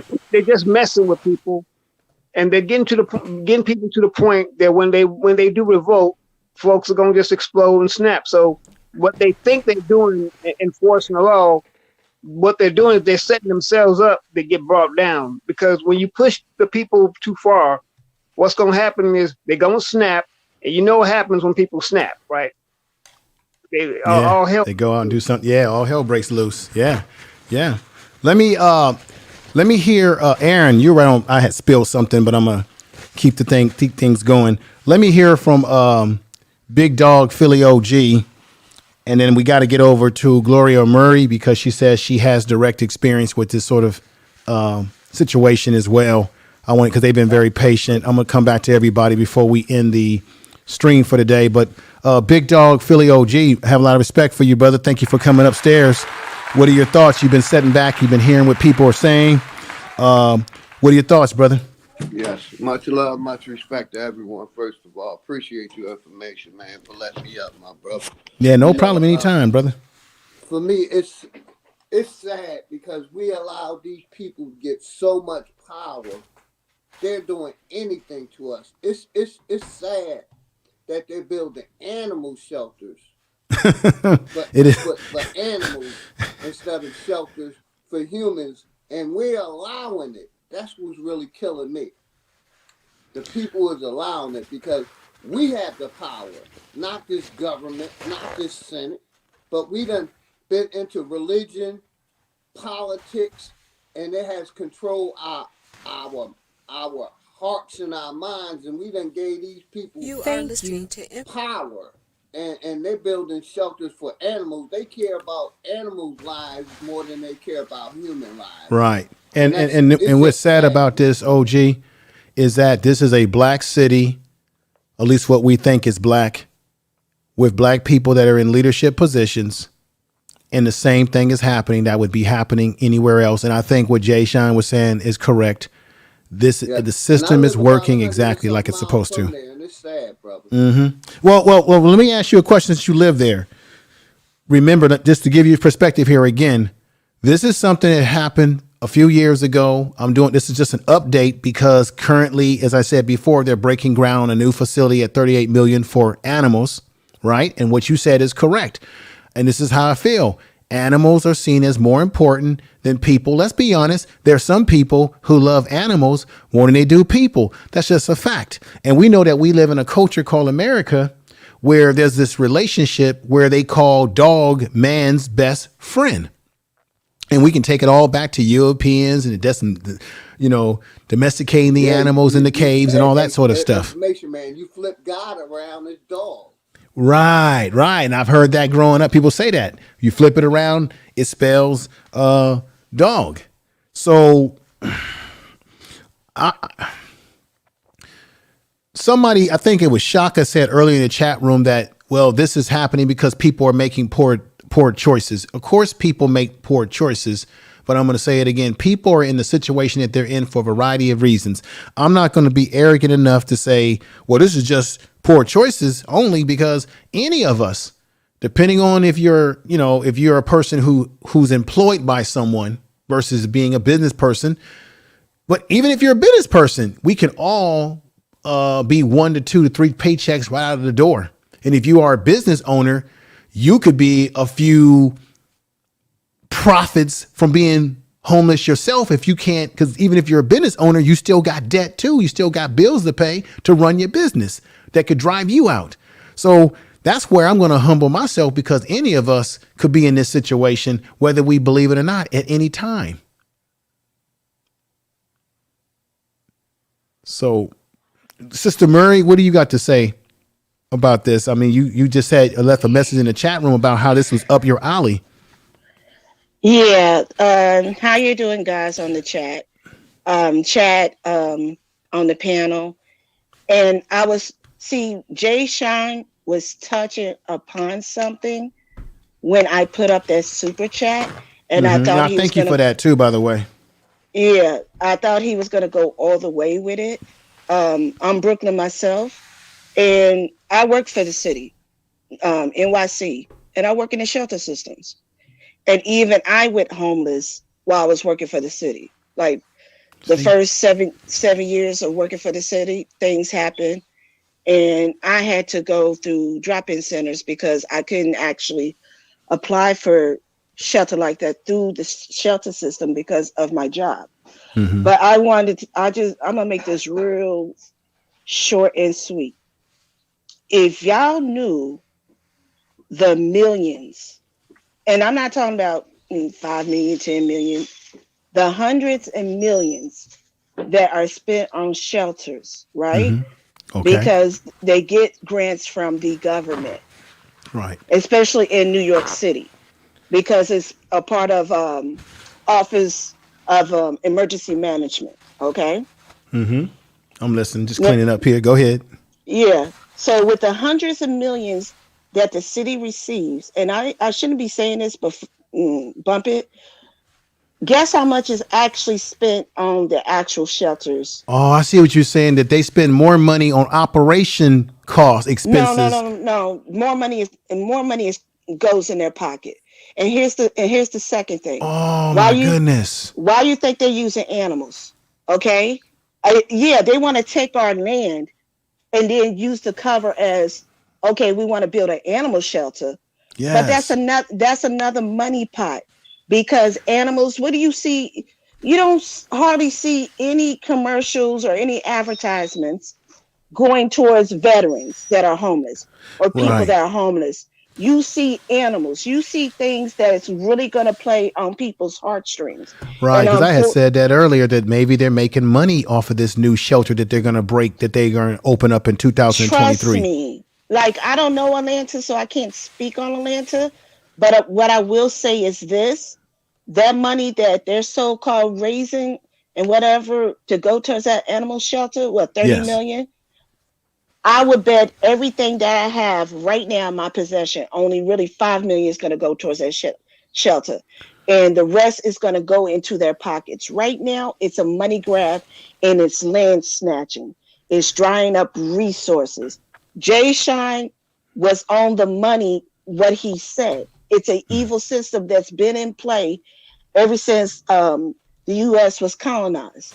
Yes. They had this money, they had this system well into play by the wealthy, not necessarily rich, but the wealthy. You know what I'm saying?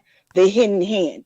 So right now, what we're going through now is a complete drying up of resources. And I'm seeing it every day in NYC. And I don't even want to, I was going to say something, but I'm not because it's going to get this live shut down. So I'm not going to say, I'm going to hold it. Let me read this by Victory begins in the garden. She said this, Information Man show, Chocolate City, but Vanilla County. Cities don't control hospitals and health services. The counties do, and we need more people at the county level. And that's where this particular homeless shelter that I speak of today, that many of you may know about already or may not have known about, is in a place called Fulton County. This is in the Midtown area of Georgia. And they're the ones, as I had said before, let me put this back on the screen just to remind people, they're the ones who were involved. This is the same commission that decommissioned or manipulated and gotten rid of the Peachtree shelter. And then they turned around and flipped it. The commission broke ground on the facility for this new facility that I was telling you about, right? And the project I talked about, how much it's going to cost. This same group, this redevelopment group, are responsible for driving Miss Anita Peachtree out, sabotaging her homeless shelter facility. They did it because they wanted the bottom line is this: they want black folks out of this area. Because they got want a bigger the land. Want the land. They want to drive us out of the land. And you got Completely. black politicians in Atlanta who are a part of this because they're getting some money in their back pockets too. Tell the truth. Obviously. You talking about politicians, you talking about $1 billion companies that you don't. Let me tell you something. One of the nonprofit contractors. shelters in New York Contractors. City. Yeah, that's right. I can't say who, but one of the nonprofit um, organizations that have shelters. I'm not going to say the name, but I found out like around 2007 that even though they're supposed to be nonprofit, they were actually ran by Goldman Sachs. So what does that tell you? There's a lot of hands in this pot. There's a lot of hands, and I've seen it. I see what goes on. And what's crazy is that since we're going through the illness, because I can't say the word, manpower is short, and they don't care because they rather fire people for their liberties in something that they don't believe in. Meanwhile, overwork the very few people they have there. Like, I can't say too much, but I can speak on what I'm speaking on now. Because there's a lot of things in the 20 years I've been working for this city that I found out. And it's crazy and it's disgusting. Like I said, it's a money grab and it's a resource grab. They're putting people in certain areas for a reason. They're keeping them there. And that includes us as well. It's a very evil system that's been in play ever since the United States became a colony.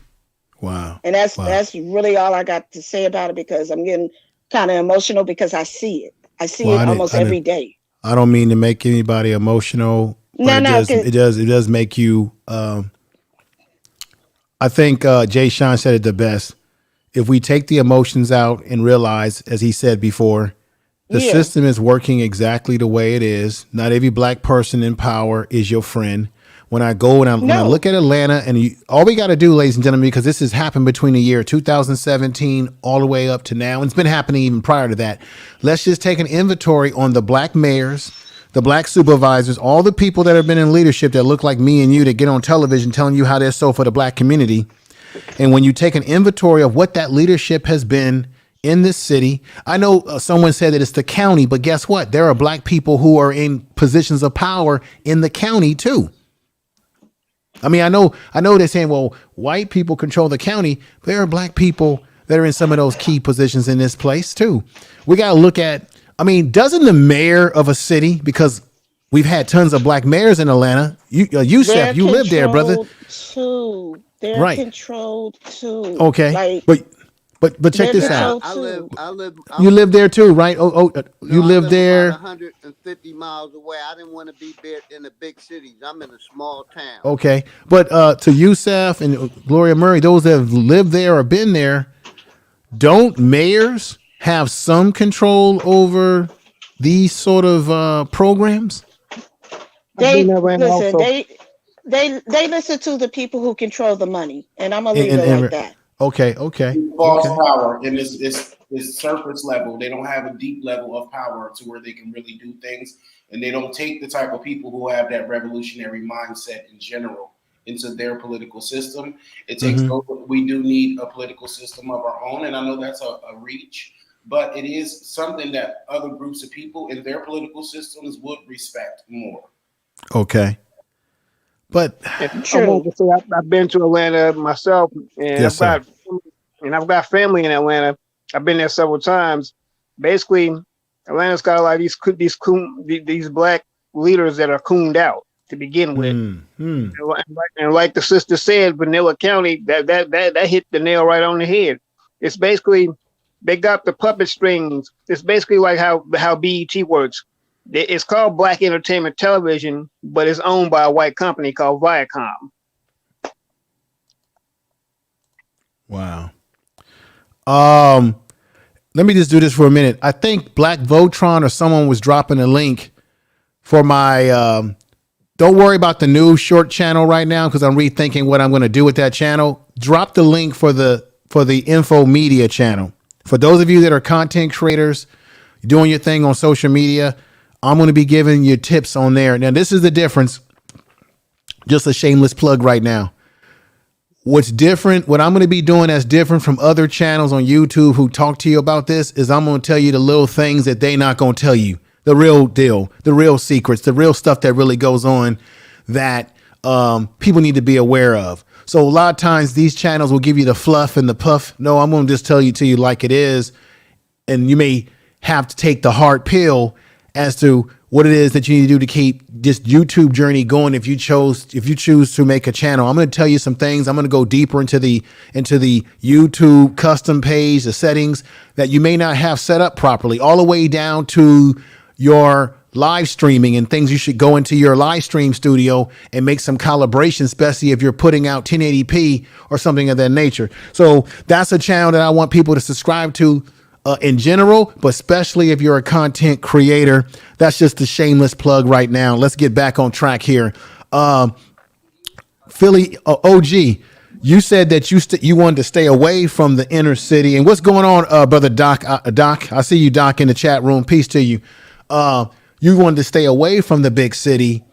Is this the reason why you decided to get away from the big city, because of some of the ills and some of the buffoonery that's going on with the way they run the systems in the city? Is that one reason amongst other reasons, of course? Yes, sir. That's one of the main reasons. Like, these big cities, they treat you like you're nothing more than a number. I lived in Philadelphia, Pennsylvania my whole life. And basically, they just kept taxing us because they can. So I just got tired of it and said, I moved to a town with less than 10,000 people. And the things that go on in the big cities just ain't happening in these big towns, like bars, like tattoo parlors. They ain't having that in these smaller cities. And that's what I found through my experience in life. These big cities, they tax you. They don't care about you. These smaller towns, at least they care about you a little bit and don't tax you as much. Okay. Let me ask you this question, because you're in a smaller town, and we were talking about Dave Chappelle earlier, because I did some research into that. I was going to do a podcast on my other channel about that. I did some research into that.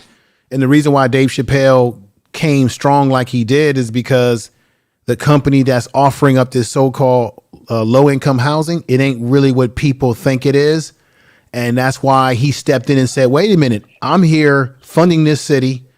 We want to keep this, not city, but we want to keep this town to what people want it to be. And the people, when you look at how much money they make in that town, they don't make enough money to be able to afford what this project wants to put in the town. And that's what he's upset about. And I got to tell you, I actually felt it felt good to me to hear a black man living in a town that he's calling the shots in, because we're used to white folks and other groups of people calling the shots in the town that they're in, or city. So I liked it, especially when I found out that company, it ain't really what people think it is. And now they're trying to throw Dave Chappelle under the bus.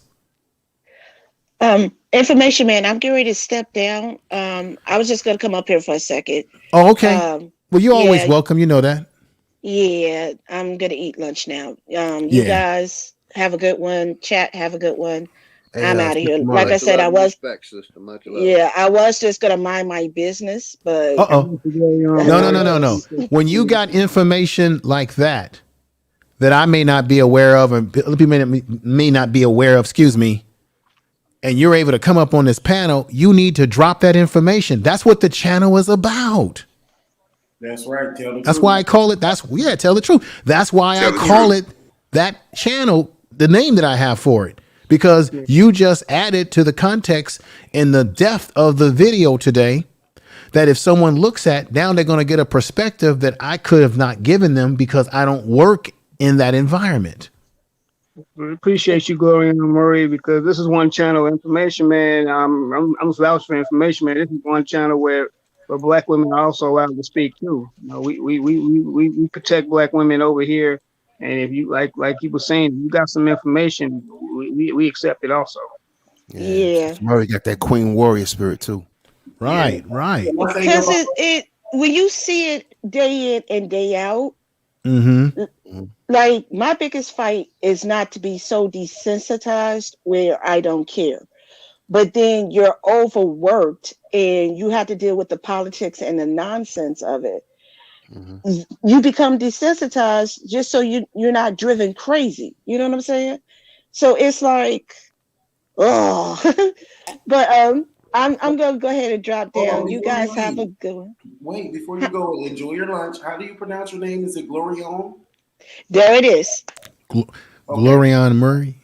Yes. And so I love speaking to you every time. And just like it's black women like you are the black queens and the ancestors of this woman that Information Man is speaking about, who was opening that shelter and trying to help those men out there. You know what I'm saying? Yeah. We're trying to help ourselves. And so it's, always feel welcome in a black man's space. And anytime they're not respecting you and listening to what you're saying, you don't need to be there.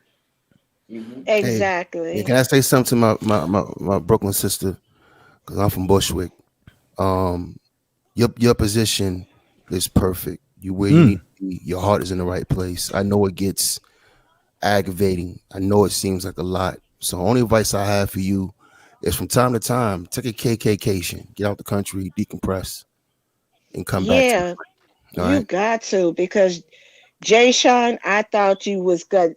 That's why I wasn't gonna jump up here, because I was like, nah, see, he's hitting it, and he's gonna hit what I put in the super chat. I kind of like lobbied that up, and I was hoping that you would see it as well and be like, yeah, and that, because it's a very crooked system here, and it's, to me, I feel like the homelessness is a hustle game, because a lot of people got rich off of this. A lot of people are still getting rich off of this. They are. Like, trust me when I say a lot of people are lacing their pockets off of the fact that they receive money as it is. Like I said, hundreds of millions of dollars. And plus they get funding from the government on top of that. Yeah. But if you go by Jay Sean, I know you've been through some of the shelters. How do they look? Am I lying? They look like trash. And I'm gonna tell you how deep the rabbit hole goes. Let me tell you how deep the rabbit hole goes. I've been working in DOD my whole life. It's all the way through the whole system. These so-called people who will tell you that you're lazy and asking for a handout, and ain't nothing but corporate welfare for white boys. You know what I mean? It's all throughout the system. Through DOD, it's all through what they call contracting. You know what I mean? And they're passing your federal dollars on to rich white people. And so in a place like Atlanta, they'll have all the services people. All the face of it would be black. All the services would be black, but who owns the companies? Exactly. And it's the same thing in New York. You go to housing, they're giving these sisters these vouchers for apartments and rent, right? But it's over. The vouchers are worth way more than what the apartment's worth. So they're giving these slumlords, double or sometimes triple the value what they would charge regular rent. Facts. These bastards don't even take care of the people in the housing. So they actually subsidize the slumlords. It's evil. What's going on? Look, man. We're not saying that people are not homeless. Okay, we're saying that not as much money goes to really help the homeless as you think. Even when you have shelters, it's going into the pockets of these bureaucrats. Is going into the pocket. What the sister is saying is that they're getting money, but the money is not going where you think it should go. Supposed to go to help those who really need it. But that's why I was bringing up too, Sister Glorion, that there are a lot of organizations out here that are supposed to help kids, right? And when they get money and proceeds, a lot of it goes to their operation expenses and then the pockets of these bureaucrats and what have you. And then a little bit of money just goes, just like in California. One of the reasons why California adopted the lottery system when I was coming up is because they pushed this narrative that it was going to help schools in California. Oh, the California schools going to get all this money. Come to find out, the money that schools get is very little because of the operation expenses that's being gobbled up by the whole process of it. So it's all just to get people to feel good about something fuzzy. And the same thing, you said it, they're using the animal shelters because they know people love animals more than they love people. Facts. They show you the little fuzzy pictures of these animals. You get all emotional about it, and you're willing to give the money and support it, not knowing that, once again, It's you're going to really feeding. it's going to bankers, it's going to Right. private businesses, going to Right. these Fortune 500 companies, it's Right. going overseas. It's not going to where it's supposed to go. Right. And plus, on top of that, USAID, all they're kinds of just stuff. Yeah. snatching the land. They're just taking land. It's a land grab, and that's what it is on Peachtree Shelter. That whole area it was all about redevelopment. We want the land, get the Negroes out of here. I don't care where they go, take them somewhere. We'll put a couple of them in apartments and housing so we can act like we're doing some good for the community. While the majority of them, you got to go because we're gonna build condominiums. We're gonna put a big damn, just like, for example, before we end this. Remember, there was a big issue over that stadium in Atlanta that they built. There was a church that had been there, a historical church, and they were trying to get that church to be removed. And the people in that church were like, nah, this is a landmark. We're not moving this church. This church has been here for God knows how long. Because the owners of the football team, the Falcons, they wanted to remove this historical church. They wanted to make some concessions with this church and building. And then what they do, they tell you when they build all this stuff, it's going to benefit everybody. No, that it's going to benefit a certain clientele. And let me tell you right now, again, things are hard. I go to the store. I ain't going to lie to you. I got decent income. But when I go to the store, I'm like, damn, the eggs are going up.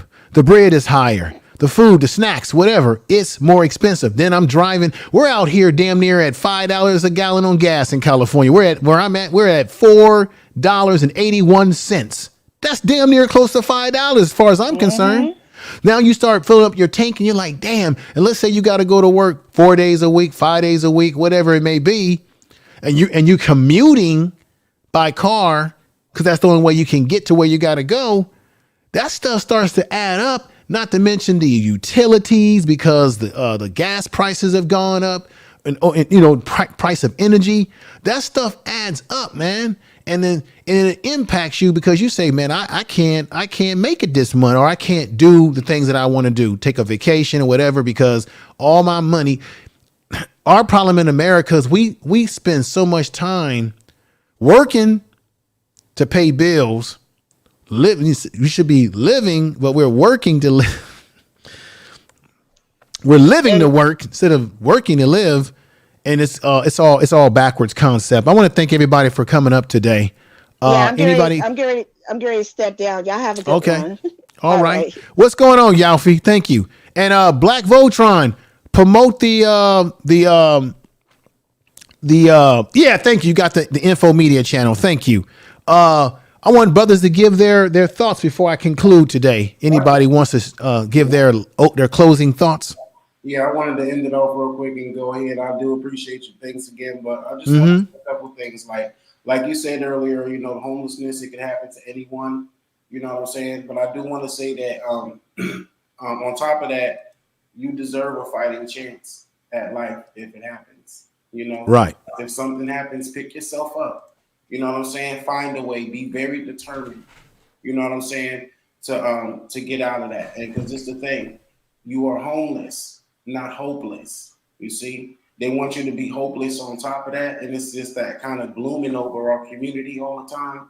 And then when we see these people, try to help where you can and do what you can, and one day we'll be able to help ourselves. Just wanted to say that, and also that all this money. They got $38 million to give to animal shelters, the other millions of dollars to give to the stadium, this millions of dollars to give to that, but no millions of dollars to give in good faith towards the irrepayable debts against our bloodlines, reparations. And so even directly facing homelessness, to not prioritize other humans first. Right. And just it's just ridiculous. Like homeless animals versus homeless people. A lot of them probably was kicked out of the home with the people. You know what I'm saying? Right. If people get into homes, they will love to have dogs and adopt pets and all that stuff. But right now, humans are the priority. It's just like the black plight is supposed to be our priority over other things and stuff like that. You got to get your own community whole before you can unite with other groups and things like that. So we got a little bit of housekeeping to do when it comes down to how we socialize and all of that. In the meantime, we can't expect them to help nothing. But when you see something, believe it for what it is. These people have been showing you, oh, we don't give a day's name. Right. Okay. And so you on the money. You on the money. And stop acting out of fear and be revolutionary when you get into these positions and these governmental things and you're doing all this stuff behind enemy lines. Be in there with that mindset of trying to get something and establish something of your own after all of this and through all of this and from all of this. So whichever avenue that you can transmutate, you know what I'm saying? Go into these places and industries with that mindset, and then you will gravitate to and find your people in there as well, and you'll be able to get the hell out of there. You know, right? That was really it. I appreciate that. Thank you for everything you said, brother. Thank you. I really appreciate that. All right. Who's next up? I want to hear everybody's closing statements. I just want to say thank you for letting me up, my brother. You know, appreciate you always. We gave these people all this power. We just got to use our power to take the power back from them. Because we gave these people this power. Tell the truth. Much respect, everybody. Appreciate y'all. Appreciate you too, brother. There you go. Thank you. That's Big Dog Philly OG. Thank you. Yeah, I guess I'll go real quick. I was to pick up what OG just said. Our power is in our unity. Mm-hmm. And a lot of our failure right now is in our disunity. Mm-hmm. Right now, we're in an era. I'll put it like this. Humanity is on the timeline. And our time, the time we're in right now, us breathing right now on this live stream right now, we're a dot on that timeline. You know what I mean? We're a speck on that timeline. And we got to start looking at it like that. What I mean is we had ancestors that came before us, and we're going to have people who come after us. And I don't know about y'all, but I don't want my great-grandchildren with this same power dynamic. Right. I want them to have power and agency. So we got to stop playing. And I know it's hard not to play with all the gadgets. We're in the era, the digital era. We got all the amenities, info. We got the cell phones. And yeah. We got all the fun shit. We got everything. Yeah, all the fun stuff in our era. We didn't. Our grandparents, our great parents didn't have all this fun stuff. Yeah. But unfortunately, this is the time to be serious. We got to stop playing, family. This is business. So my moniker has always been: business is life, life is business. So handle yours. This is business, family. I live a good life. I travel. I do my thing, but I'm always focused on the task at hand because I understand that's not a woman in a red dress. This is ones and zeros. Always. Right. I'm always aware of the reality I'm in. I'm not jaded. I'm never going to be distracted. And I want my brothers and sisters to be on the same page. Wherever you are, start looking into each other. We need each other. We're going to start doing business with each other, start getting on code with each other. Stop being afraid to be on code with each other. We owe nobody an apology. Right. Do our thing. The country was built on our backs. We deserve, at minimum, a seat at the table, if not the goddamn table itself. I'm out. All right, brother. There it is. Jay Shine. That brother has always been on point as long as I've known him. He came up here and dropped some jewels on us today, and I really appreciate that. Real Aaron Collins, you are in the Los Angeles area. You are seeing, I know everybody was enjoying or might have enjoyed or were watching the Super Bowl yesterday. I got to say that the halftime show was fantastic, although I don't understand why they did not have Ice Cube up there. I would have thought that he would have made an appearance. I don't know what's going on behind the scenes, why he wasn't there. Maybe he had other engagements. But we have seen a community called Inglewood, California, that nobody really gave a damn about until they put that stadium there. And now we're hearing that black folks are being forced out economically, which is happening all over Los Angeles. They have a big homeless problem, especially in the Skid Row area. There was talk several months back that they wanted to remove people from Skid Row, but the city, I think the feds were coming in saying you got to remove people, but the city is saying the proposal was that we don't know. They don't know how they're going to go about housing because they're saying that they are being forced to not only remove people, but make sure that they get housing. And it is clear to me, brother, that you have people in Skid Row in Los Angeles that are suffering from not only mental illness, there's drug use, there's people out there who were doing great things in their life and they fell on hard times. You have a city that has all the palm trees and all this beauty around it, but yet behind the scenes of all of that is a whole nother world in Skid Row that you would say, how can a place like this, a box city, a tent city, how can this be happening not only in Los Angeles, California, which is one of the most richest cities in the country, but not only the most richest state in the country in California, with not only the only richest country in the world called America. How can this be? Why is this? Aaron Collins, with you closing out the show today, give us some perspective, brother.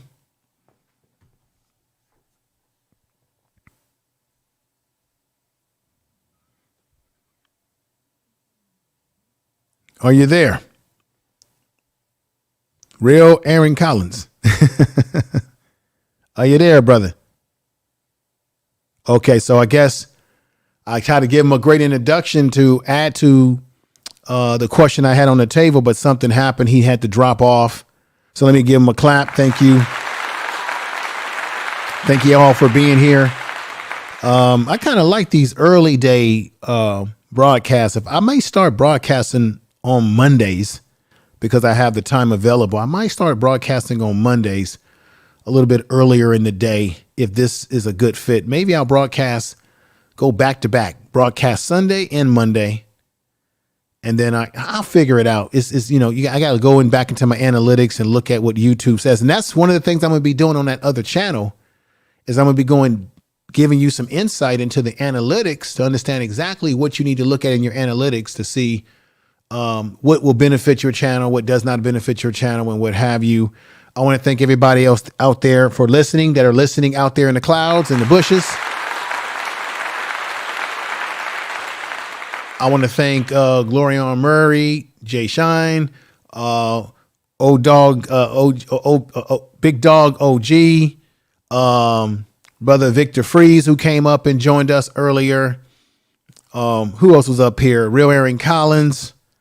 I feel like I'm missing somebody else that was up here, and I'm not saying the name, but I apologize if I might have missed anybody. Thank you for the super chats today. I really appreciate that. Thank you. Supports for the show. Super chat. And looks like I'll be going live with this channel sometimes going into next weekend, and I'll be dropping a podcast maybe about the David Chappelle situation or whatever other situation, newsworthy situation that is broken out. So we're going to talk about it. I'll be podcasting. Just keep in mind on the new channel, the Info Media channel, I do have some new social media that's connected to the channel. I will be dropping content over there very soon, such as when you go to the Info Media page, you'll see my podcast. I'll be dropping specific podcast for that particular content on there. I have a separate Twitter page for that channel, a separate Instagram page for that channel. So make sure you check it out. I also have one link on there that will get you to everything in one swoop. So make sure you check that out when you get a chance, everybody. Have a great day. Brother Youssef. That's right. Brother Youssef was up here. I knew there was somebody that I forgot. Thank you, Jay Shine. Brother Youssef was on the panel and gave us a lot of wisdom and thoughts and broke a lot of things down. But I think Jay Shine, he really broke it all out when he came up here and said, look, don't be surprised by what you see, what you're hearing, what you're researching, because everything is operating the way it's supposed to operate, the way it was meant to operate for those that are in power who want to keep things status quo.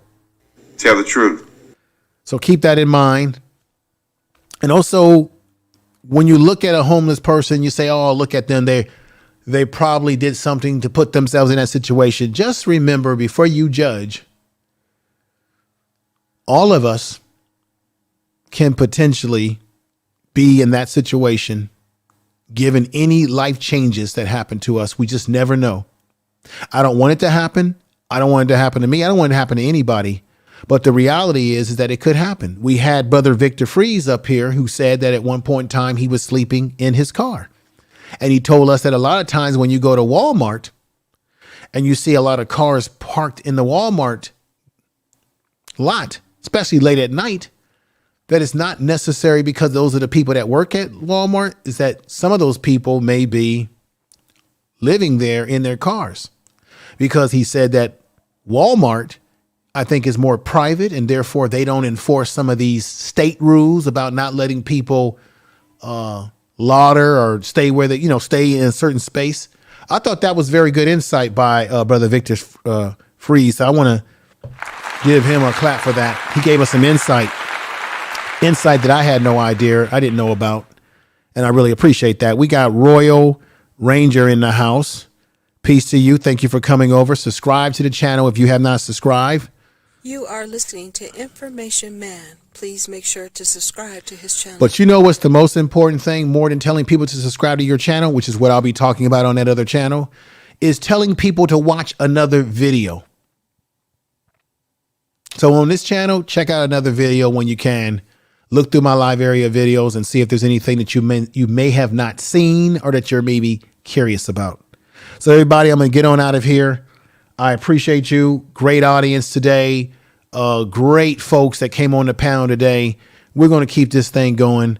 And you never know, I might be coming on live this upcoming weekend with another powerful content, another powerful information that can open up one's mind. I want to thank you. All right, everybody, take care. I got to get out of here and chill. Take care. Thank you. Peace. Tell the truth. Peace, everybody. Everybody have a great day. Share the video in your social media. Very important. Your Twitter, your Instagram, your Facebook. Facebook groups, whatever. Share it.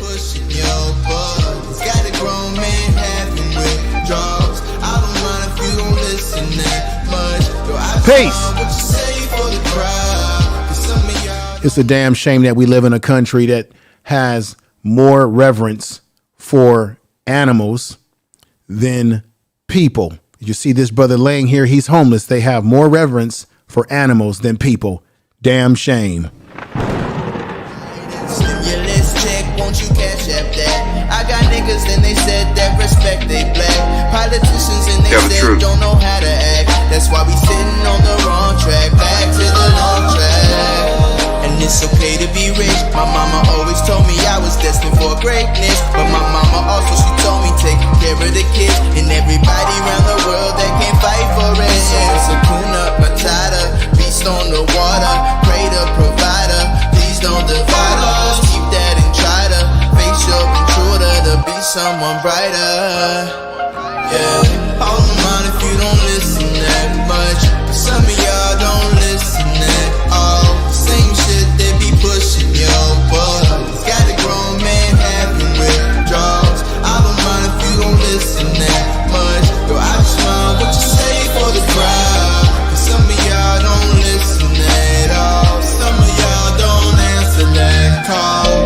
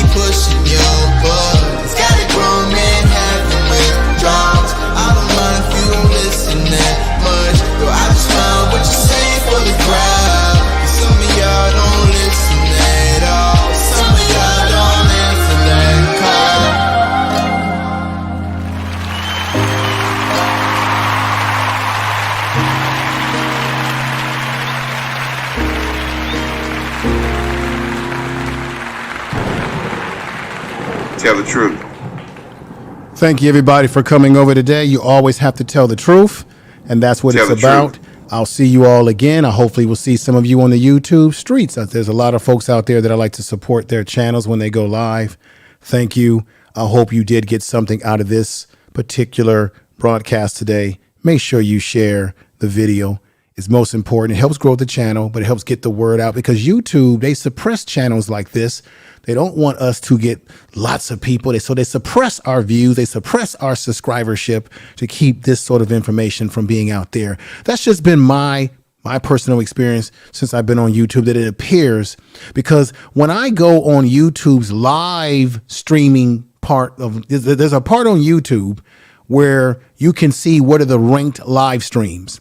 And I see a lot of people that YouTube is pushing in their live stream rankings who are pushing all sorts of rhetoric, racial rhetoric, like a Joe Rogan, right on the YouTube platform that they're pushing and ranking. So it makes me understand, why is it that they push those guys who say who give out misinformation, but they will suppress channels like myself who tries to give out appropriate information that is based in truth, because they don't really want truth. They want lies. Take care, everybody. Peace. Tell the truth. You are listening to Information Man. Please make sure to subscribe to his channel.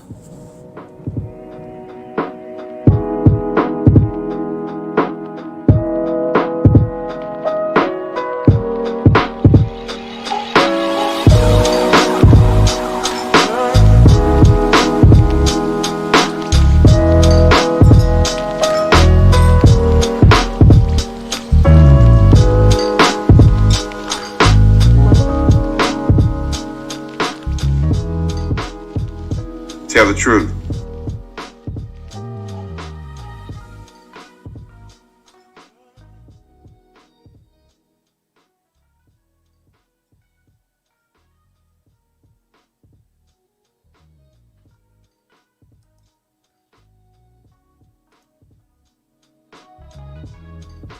Tell the truth.